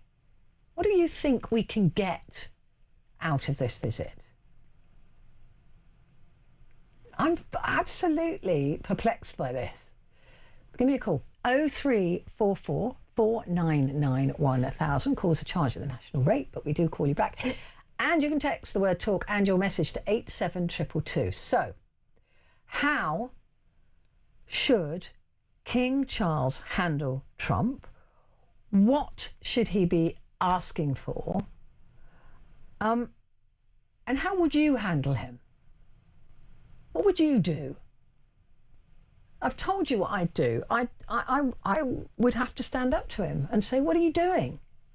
I mean, the worst thing diplomatically to do, it would be a terrible thing to do, but I would have to go, what are you playing at? What is the aim here, Donny? Anyway, how would you handle him? Give me a call. Sheldon has called from Swansea. Good morning, Sheldon. How are you? I'm all right, my darling. It's lovely to have you back. I hope you enjoyed your week off. I did. Thank you very much indeed. Okay, not too many oven chips, I hope, in the air fryer. You know what I mean? No, okay. there was just the one. I did have to have a chip chip butty after talking about it. Okay. But just the one. Right, let's put this King's visit into context, shall we? Uh-huh. Now then, obviously this was always scheduled because of the 250th anniversary of the declaration of the wonderful independence of the American state, okay? So he was always going to go there. Unfortunately, events, dear boy, have thrown him into a complete maelstrom. From the time that the Iran problem started, all we've had is the inability to be respected, not just our country, but many countries in the world.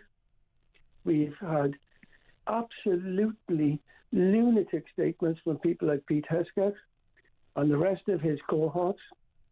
And I think that the King is in a very difficult corner here. I think he's been placed into a situation which he never expected because he was going over for a celebration. Now he's been sent on a diplomatic mission. I would go as far as to say a political mission. Yeah, I would too. Which constitutionally he's not supposed to be involved in. But he is in this situation because nobody in this country, nobody in the government in this country has the charisma or the gravitas to deal with people like Donald Trump. Sadly, we don't have one. I completely agree. All of our leaders appear to be very weak, and so the King is it. But like you said, he's being asked to do a political job, which is highly unusual. Which is highly unusual. Now, I think that what's going to happen is we'll go along with the ceremonial stuff and all the rest of the pomp and circumstance that are going to go on. But he's going to have a private meeting, as you mentioned earlier on. Now, I believe that Charles has the gravitas and he has the charisma to speak man to man. Okay. I seriously believe he has it in him. He has a family that have been part of our armed forces. And he also has the ability to realize that he's the inheritor of the man who actually was in charge of that country, George, when we lost the colony, when we lost the war of independence. So we have to understand that celebrating their independence is rather ironic. Yes, it is. Yeah. It's very ironic because we have lost a continent. But we'll forget that because it's too long ago now. Now, in his private conversations with Trump, we'll forget what goes on in the media. I think what he's going to do, and I'm certain he will do it, he will sit down with him and he will say, now listen, Donald, I want you to do two things. I want you to stop insulting my armed forces. They are my armed forces. I am the king of the United Kingdom, not England or Windsor Castle. Yeah. So could you please stop doing that? Because my family does not respect it. You're insulting my own family. And secondly, I want you to stop picking on the UK for its weaknesses, which are obvious sometimes, because we still are the oldest and best ally you will ever have in the world, not just in Europe. Now, if you don't wish to have us anymore, I am sure with the way the world is going and with your attitude to the world, we could probably do without it, because I don't believe it was there in the first place.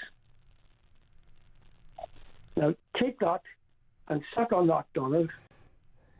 Oh, do you know, I hope you're right, because that's exactly what Trump needs to hear, is a grown-up in the room. And this is what I'm saying, is this sucking up to him doesn't work for very long, right? He appears to have no respect for it. He loves it, but he appears to have absolutely no respect for it. You know, somebody does need to be a grown-up in the room and say, what are you doing? What do you think you're doing? You're isolating the America. Of course. I mean, the other thing is blatantly obvious. Our dear departed Queen and our present King do not like Donald Trump. They never liked Donald Trump. He's completely deluded. He has no idea of how much they disrespect him or have no respect for him. And he's only a temporary figure on the world stage. Yes, that's very true. Yeah. But I do hope that that's why the King will stand up to him, because, you know, the monarchy has been around for forever. It's likely to exist in some form or other for longer than Donald Trump. And you know, it is time to stop treating these tantrums as if they are rewarded for something. He's already been rewarded with the King being there. Exactly. I think I'd add something to it. I would also say to him, if he could stop picking on your allies and start picking on the despots that you suck up to, like Russia, etc., in this world, perhaps people would have more respect for you, Mr. Trump. But this is the thing. He seems to respect those people more than people who suck up to him. Well, he has a problem, doesn't he? He thinks that soft power is an oxymoron. Mm. The only thing he understands is total steel power, the ability to wipe out civilizations, wipe out economies to his own benefit.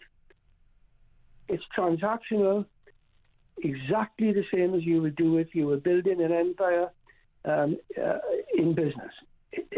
That's exactly what he does. There is nothing else going on in his mind at all. It's personal interest all the time. Mm.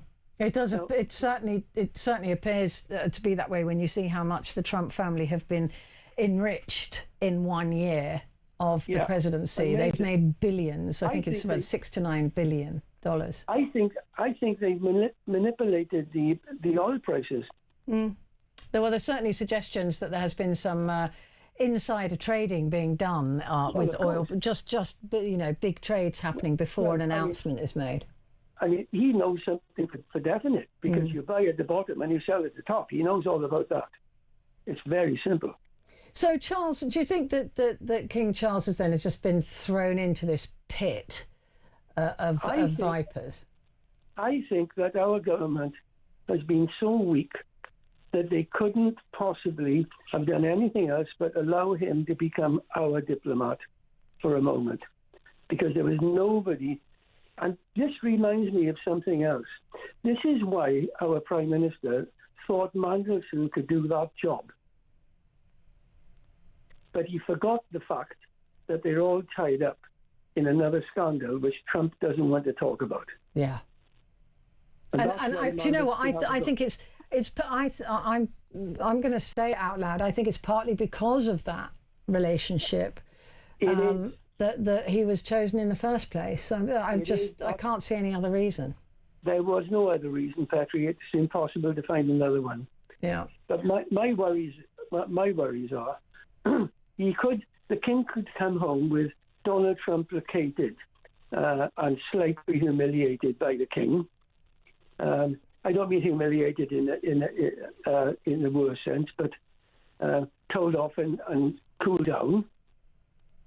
But the minute that the King comes home, he knows that Britain is so politically weak at the moment, he'll start on us again, straight away. That's again. So I just wonder what we're trying to achieve here. Because if it's only short term, then there's just what's the point?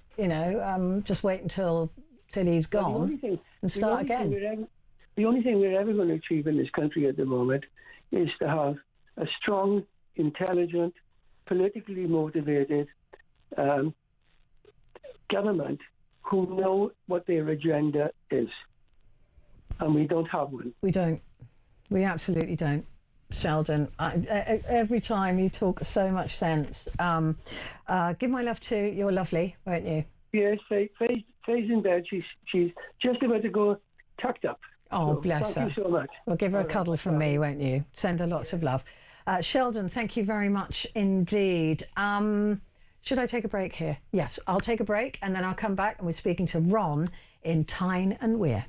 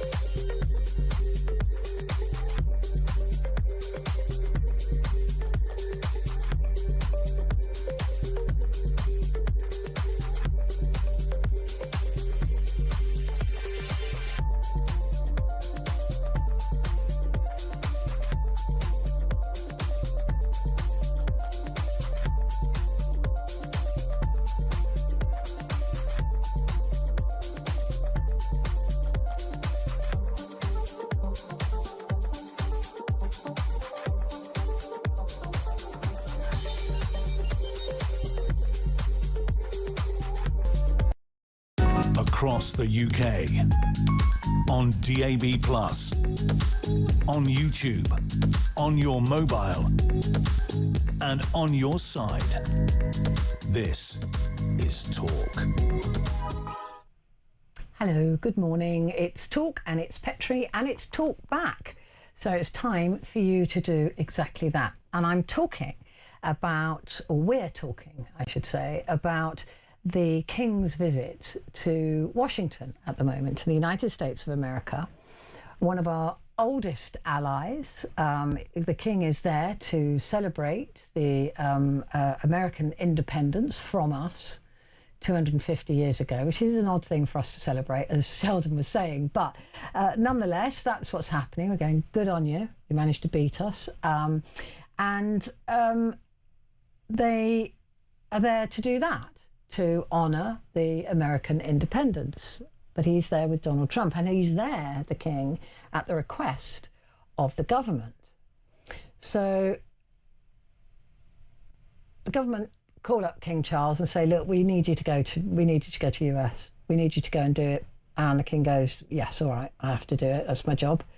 But what is his job while he's there with Trump now?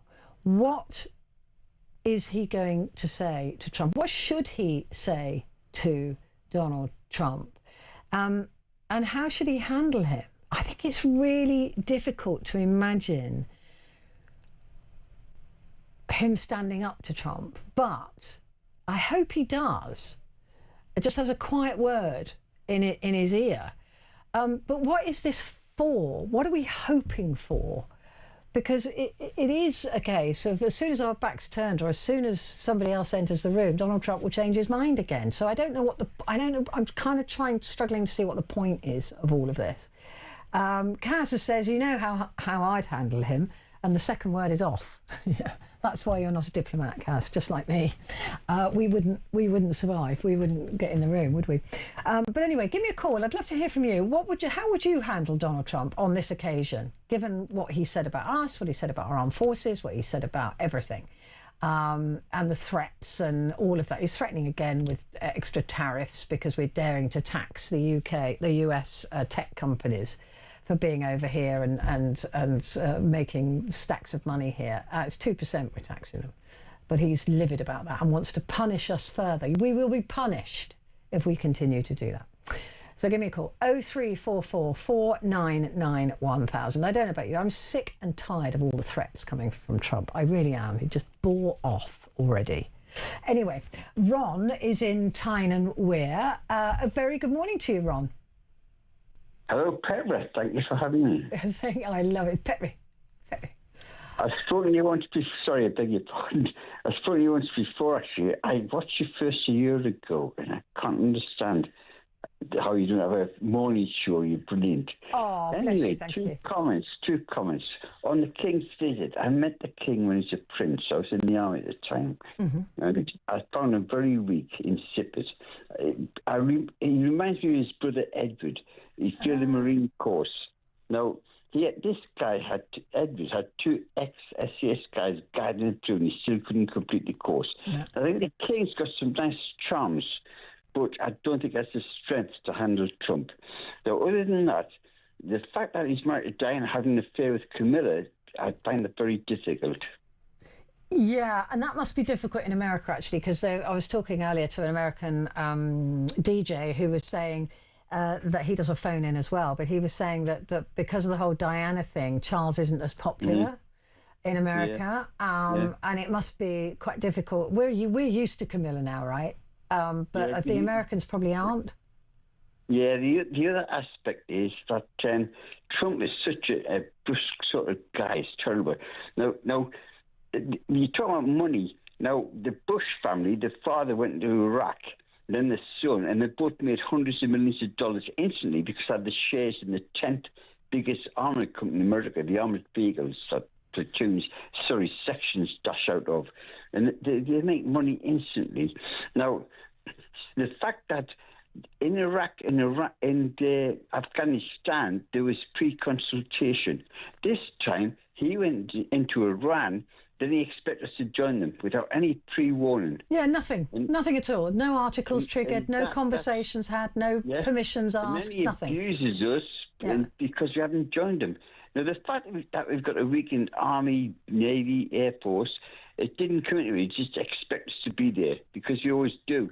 But the fact is, when America left Iraq and Afghanistan, same as Vietnam, they left us in chaos. Absolutely. There's nothing going. And so there's absolutely no merit in it. So I actually think the King will listen to all this obtuse conversation from Trump and just suck it up. Do you? I don't think he'll offer anything much. I mean, what about Argentina? I mean, the whole Falkland Islands thing. Yes. Well, I was in the Falklands during the Troubles, actually. And, were you? Yes, I was. And that's a bleak landscape, the Falklands, isn't it? I visited terrible. Falklands. When we went over Tumbledown and I looked at what was there, wooden sheds and nothing there at all. And we put billions in because there's no bricks, there's nothing. So I was in the Remy and we'd get like engines in wooden boxes, and guys, it was like, where's the wood? Because they're trying to improve the houses. Wow. So I don't see the stores guys say, yeah. And they just take the crates away, these big crates. And to them, it was like giving them masses of money, poverty. Now, I saw another view of the Falklands on TV last night on your show, and it's now brick houses with slate roofs because we've paid for it. Yeah, I mean, when I went to the Falklands, the most amazing thing, two things that I thought. One was, how did you guys even manage to walk? Because it's all loose rocks. I didn't actually. I was a vehicle engineer, so I didn't do anything. Right, but any stomping, right? It's all loose rocks. So there were lots of the injuries were broken ankles, weren't they? No, it's not stomping. It's the paras yomp. Yeah, and the that's Marines bimble. Yeah, but you couldn't. I mean, any hill climbing, it was all loose. Yeah. It was just a nightmare. And the other thing is, it doesn't have any trees at all. That's right. It's just we went in their winter, and it was barren. It was terrible. It was minus 30 degrees, and with the chill factor, it was minus 70. Whoa. So those guys that were doing that, massive respect. It was difficult. Yeah, I mean, a really difficult landscape for war, really unbelievable. And I was told that the Falklands is too young. It hasn't developed trees yet. Environmentally, it never can. But when we left, it was spring, and it changed. And it was like our November time, and it changed. But your previous caller was spot on, actually, and everything he said. Yeah, Sheldon. But what do we do? I'm not in his league. I'm not in your league. You are. You're wonderful, Ron. But listen, it is just a case of, do we stand up to... You don't think the King will, but... No, I don't think he can. I think he's got it in him. I think he's a very weak man. I've met him, and he's chatted with me. But he's a prince, and I wasn't impressed, to be honest. Yeah, maybe he's grown up a bit. I link him to his brother. I think William is fabulous. I think he'll make a great king. But I don't think Charles has got it in him. Oh, it's such a shame, because I think somebody needs to put Donald Trump not in his place, but just... Yeah, I think if be a grown-up in the room. Like Maggie Thatcher, then would be great. But we haven't. We've got nobody in politics other than the opposition leader. I think she would stand around really well, actually. But I really think we should just listen. We've had enough of this. It's not diplomatic. You've got no political abilities. Just fill your boots, get on with it. Can I move into the second topic, the Territorial Army? Yeah. Well, when I joined the army, I started in 66 and I actually went away in service 67, did 2 years boat service as a mechanic. And I went around the world. We had 180,000 soldiers, a little bit less of the Air Force and the Navy. But after a few years, they decided to drop the army from 160,000 then to 140, would increase the Territorial Army from 25,000 to 55,000, yeah? Because it was cheaper. Now, in 1984, we went to Denmark for 6 weeks. It was a Territorial Army exercise. Out of 55,000, only 29,000 turned up. Now, this is sort of exercise where you pretend you're accommodating ships from the society, like whatever they've got in civilian life, and aircraft. So you push everyone into Denmark, and they were absolutely useless. Really? Yes. Absolutely useless. Now, I've got a lot of respect for Territorial Army doctors and nurses, but the rest of them, they're not worth a fig. Now, you were talking earlier about... The reserves we were talking about earlier. Yes. I think you're talking about your son or your brother. And the fact is, when you're an ex-soldier and you join the Territorial Army, you have to drop a rank. Oh, is that right? Yes. Now, it took me 24 years to get to W2 level. Now, I had to be a staff sergeant. I was a staff sergeant for 5.5 years. And when I was moving out my house, the major moved me out, says, would you be a weapons instructor? No, I wasn't weapons, but I could do the course. I was a good shot and all that stuff. But the thing was, I could be a weapons instructor, teach the Territorial Army about weapons, and I could circle 55, but I'd drop a rank and drop the wages as well. And I says, I'm not prepared to do that. I've done 24 years, Queen and Country, and I'm not prepared to drop a rank to join the Territorial Army. And the thing is, a lot of guys do it because they can't find a job. Yeah, and also that it's fairly addictive, isn't it, being within the military? Yes, of course. It took me 10 years after leaving to get over it, to be honest. Yeah, I can believe that. I was like such a high-quality guy, and then all of a sudden, next day, I'm at the job centre looking for a job. Yeah, exactly. And there's all of that team and family and structure. Yes. And people don't realise that when you leave the military, all of that goes. The structure, the meal times, everything just gone. You've got it right. That's why overnight. The veterans are kicking off about the Northern Ireland thing, and I feel, I was there. There's one aspect that never covered about Northern Ireland. I was a mechanic in Northern Ireland. And I was living in rural situations, like a scum, debated old mansion, living in the garage on a double bunk with a storeman. And the fact is that you've got a green card, I think, and every time because it's a lawyer thing, you're not allowed to fire unless you say stop or I will shoot 3 times. So while you're saying that, off your green card, with lots of other legalistic stuff, these guys are shooting at you. And I just think, I've never heard that on TV. Well, we don't want those troubles restarting up again, do we? This new, the new IRA, or whatever they're calling themselves. It's despicable. Yeah, so do I. I think it's despicable. Anyway, Petrie, nobody wants that. I've loved chatting with you, and I really appreciate let me have a few words. Of course. I'd like to say, finally, you're brilliant. And the guy before me, everything he said was magic. Yeah, he's a good man, Sheldon. And so are you, Ron. Thank you. Bless your heart. And I love the accent. Petrie. Thank you, Ron. Ron there in Tyne and Weir. quick break. Back in a sec.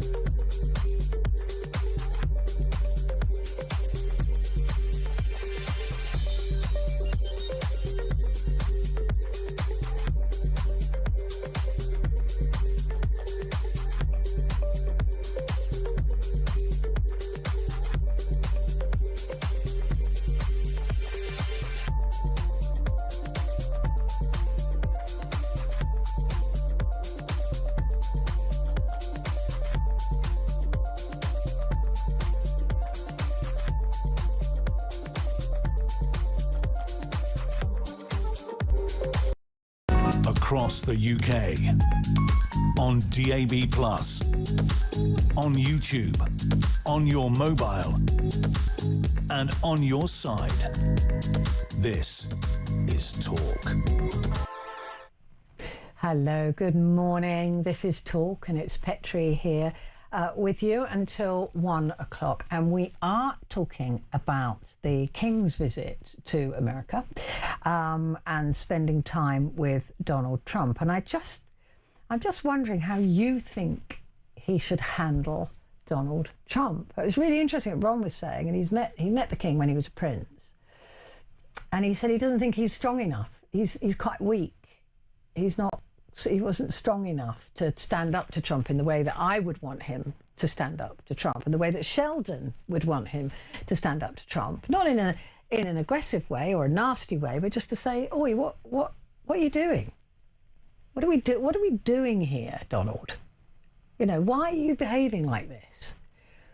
Because Donald Trump has designed this particular administration to be all yes men. I mean, the last time he was president, we kept hearing the phrase, "there are adults in the room," right? There are adults in the room. There are people stopping him from going off the rails. Well, this time, he's learnt his lesson from the first time, and he's got rid of all of those adults in the room. And all he's got around him are people like Pete Hegseth and Kash Patel. Or RFK Jr. As his health, I mean, possibly the least healthy person on the planet running the. I mean, listen, you just couldn't make it up. So there is nobody around him to say, "What the hell are you doing?" You know, Britain, Europe, you know, NATO, that we're all meant to be friends. This is what's keeping the world safe at the moment. There's so many trade lanes that are open because we're a globalized world now. You can't just have America only. It won't work. He can have America first. I have no problem with that. But to have America only, it would be a disaster for America and the rest of the world.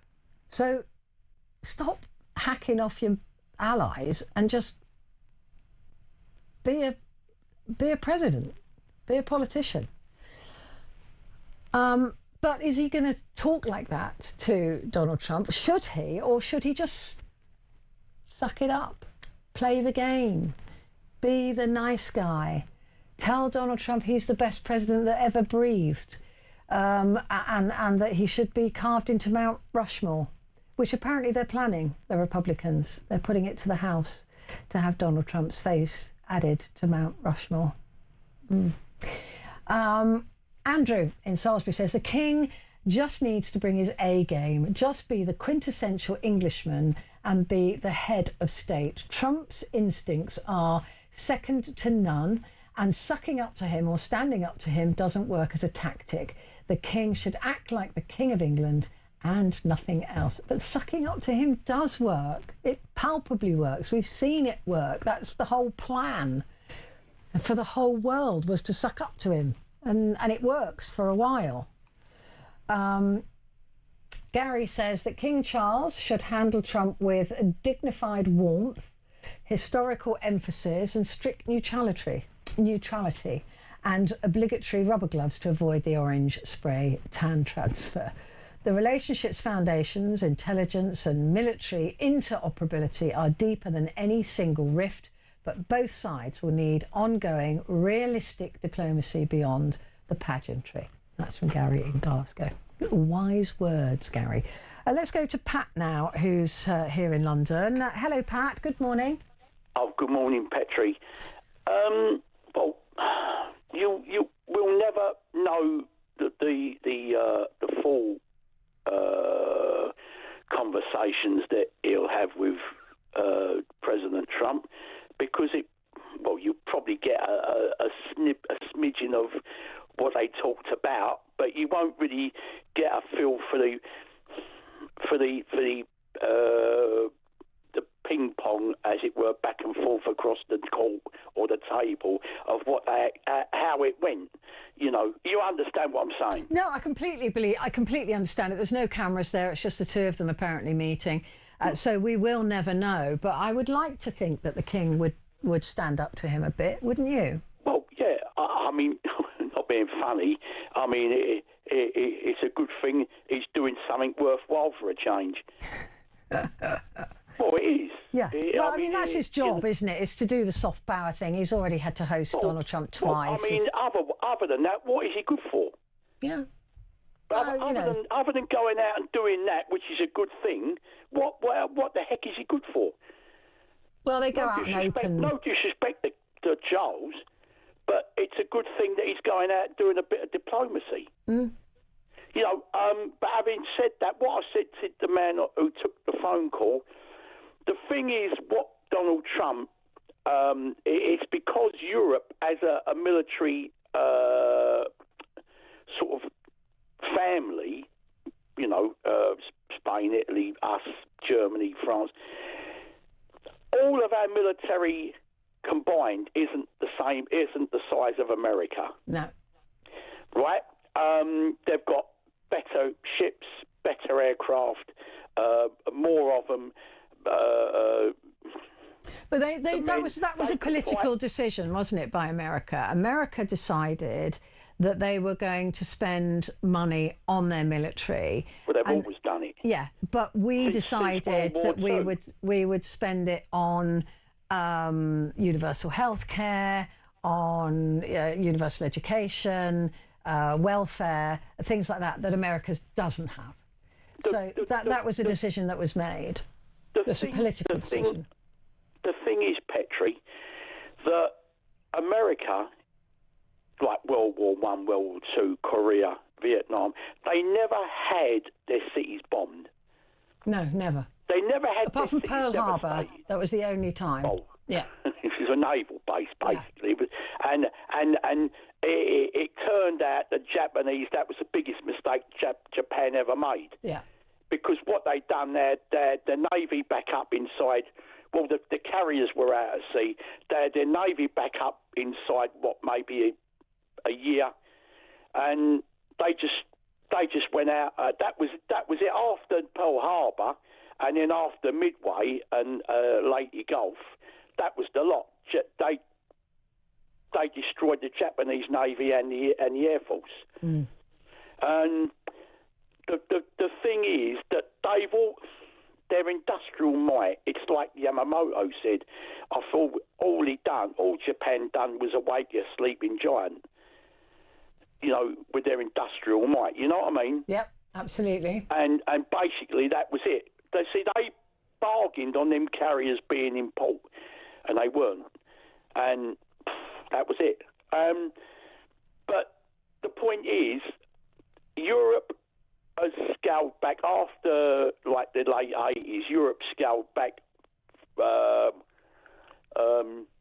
military spending and military assets. Yeah, it was known as the peace dividend, wasn't it? It was very much that people going, oh well, we're at peace now. We don't need to worry about building an army, and we've got NATO that will protect us and all of that. And America, don't forget, America wanted to be the superpower.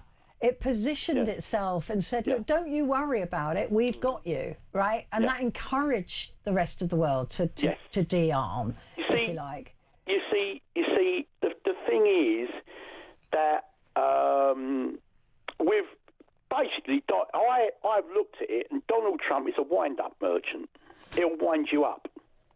He'll get you, he's got such a way about him that he'll say something that he don't really mean, but he'll do it for a wind-up. To what end? So you'll get a reaction out of you. And whatever, like, the fact is that the British, since the Falklands, we have been descaling our armed forces back. We have, and we shouldn't have done, right? No, but no. You know, when you look at the different directions that the US and Europe have gone into, the US just restocked, rebuilt the military. And we decided to go in a different direction. You know, the NHS was set up. Thank goodness we've got it, right? You know, I wouldn't want the American system of healthcare. It is absolutely brutal. They charge you for getting in the ambulance. It's brutal there. It's absolutely brutal. Some of the stories that I've been reading recently about healthcare in the US is just shocking. And so they decided to go the big military might. And but they can do it. Yeah. They've got three times the economy we have. So many, 300? They've also got a massive debt, but the only thing that's propping that up is the petrodollar. That's because the world has to buy petrol and oil in dollars. If that changes, America's finished. Well, yeah. It would collapse. But as for the Falklands, well... You know, all I'd say to their president is, hey, you fancy some more? We had to come to you the last time. Yeah, we did. But now you've got to come to us. And you know what I'd do? And I wouldn't tell anyone. I'd get one of our Astute-class nuclear-powered attack submarines and put some nuclear-tipped spearfish torpedoes. I say, come bring your navy on and we'll blow it out of the water. Sorry. That might be controversial, but that's how I deal with Argentina. I wouldn't actually do it, but I'd put the willies right up them. Yeah, because Trump is now giving them, you know, they're saying, go on then, go for it, you know. All right, well, I'd say, will you come and attack? You won't be able to get your troops onto the shore because there won't be no boats to go back to. Yeah, I mean, I've been down to the Falklands. It's a really interesting place. There's quite a military presence there, almost permanently. Oh, yeah, no, there's at least 2,000 military personnel there. They're sort of on rotation for. It's a brilliant place to go to military exercises because they've got all the airspace and they've got all the land space that they can practice on. It's used a lot for that, so that it is an extraordinary place actually. If I was prime, I'd put the willies right up the Argentine. Say, come and try it because you've got to come to us and we'll be ready. And I've got special surprise in store for you, and that's it. That's all I'd say. Yeah, we just we don't have the power anymore. Well, I mean, even back in the 80s, we had a much bigger armed forces. We had a bigger army. One Astute-class nuclear submarine with some special torpedoes. Not that I'd use them, but I'd make them aware that if they put to sea, one or two into that flotilla, and there won't be no flotilla. Yeah, I mean, we do have those amazing subs. My brother's a commander on one, So yeah, they are incredible, but I don't know. I mean, I just think that somebody needs to say to Donald Trump, "Wind your neck in. You're not king of the world." He seems to think he's king of the world. What's it got to do with him? What happens between the Falklands and Argentina, with us and? He's a wind-up merchant. But it's dangerous. He's a dangerous person, yeah.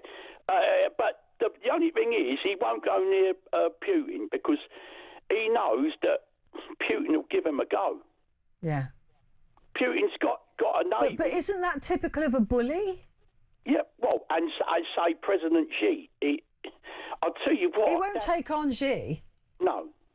Xi's military, although untested, is better than the American military. Well, they could put about 2 million, 3 million men in the field anyway, and they won't worry about casualties. No. They won't worry. It's like the Vietnamese. They don't worry about casualties, the Chinese, or them.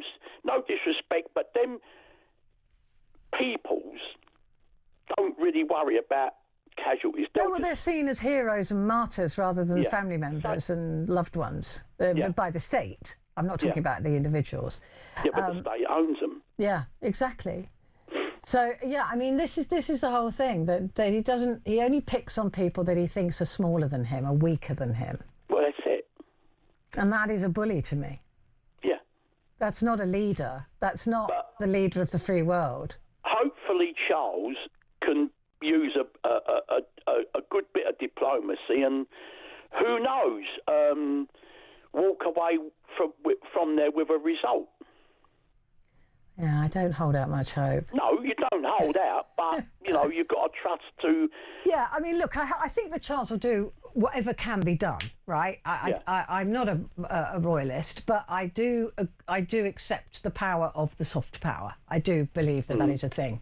And it has worked very well for this country for many years. The Queen had to sit down with some really quite revolting people from around the world and use soft power with them, and she probably hated every second of it. So I think the King can do whatever he can do, he will do, but I just don't trust this man. I just think that Trump is so unpredictable that even he doesn't know what he's going to do next. No, right? well, but I think if he loses, basically, he's doing all this now because if he loses both houses, or at least one house, it'll make him probably... Oh, but he'll be a puppet. Yeah, he'll be a lame duck. Yeah, he'll be a lame duck president, and most are. I mean, that's not just about Donald Trump. Most are after in the second term, the last half of the second term. Mostly people are turning away from them. Well, that's why he's doing what he's doing now. But he's got to get it done quickly. Yes. And it's not as he thought it was going to be a couple of days. Yeah, well, it hasn't turned out that way, has it? No, because Israel lied to him. Well, yeah, and Putin ain't playing ball. No, Putin wants it to continue because he's had the sanctions lifted. Yeah. It's a mess. And I hope that the King can perhaps persuade Trump to find a way out of this mess without dropping us in it. Yeah, I hope he does. I hope so. Let's keep fingers crossed. Let's be hopeful, Pat, for a change, shall we? Pat, good to talk to you. Thank you very much indeed for your call. I've got to take a quick break, but I will be back in just a moment.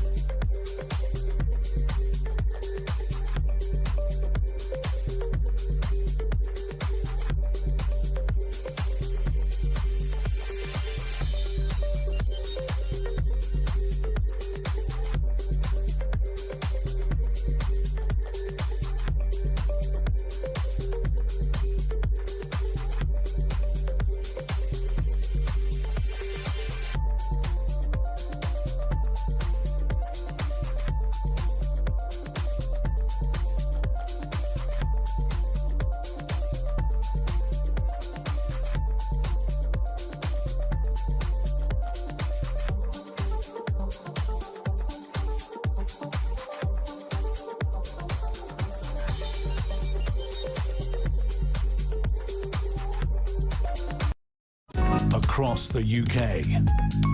On DAB+, on YouTube, on your mobile, and on your side. This is Talk. Hello there, and a very good morning to you. This is Talk, and this is Talk Back, and I'm Petrie. And we are talking about the King's visit to the United States, staying in the White House with Donald Trump, and just wondering how he should handle Trump. How would you handle him? What would you do? How would you do it? Because I think the problem with Donald Trump at the moment is that he's surrounded himself with people who will just do his bidding. Nobody's telling him how it is. Nobody seems to be standing up to him, as they did in the first presidency. And I wonder if it's time for King Charles, maybe, to sort of say to Trump, what are you doing? Where is this behaviour coming from? Where is this coming from that you're sort of hating on everybody? You're pushing people away. You're creating enemies, not allies, or enemies from allies. And it seems like a lot of the European countries, at least now, are starting to say no to Donald Trump, because sucking up to him didn't really work that well. It worked a bit when everybody wanted tariffs, and he was saying, oh, they're all phoning me and saying, please, sir, which, of course, they weren't. But they realised that at some point, the bully taking your lunch money is not going to stop. So you need to stand up to them at some point. It seems that other people are now going, well, actually, no, you can't. No, we're not going to do that. No. And that in turn means that Donald Trump then goes, right, well, you did to me, I hate you. I'm going to punish you. I'm going to make sure that you're punished for this. So, look, we've only got a couple more years of this, but it feels like this last year has felt like a very long time, hasn't it? I mean, the world has changed beyond recognition in the last year of the Trump presidency. So should Charles have a chat with him? Should he be the grown-up in the room? Or do you think that he will just capitulate and tell Donald Trump what he wants to hear, like everybody else around him?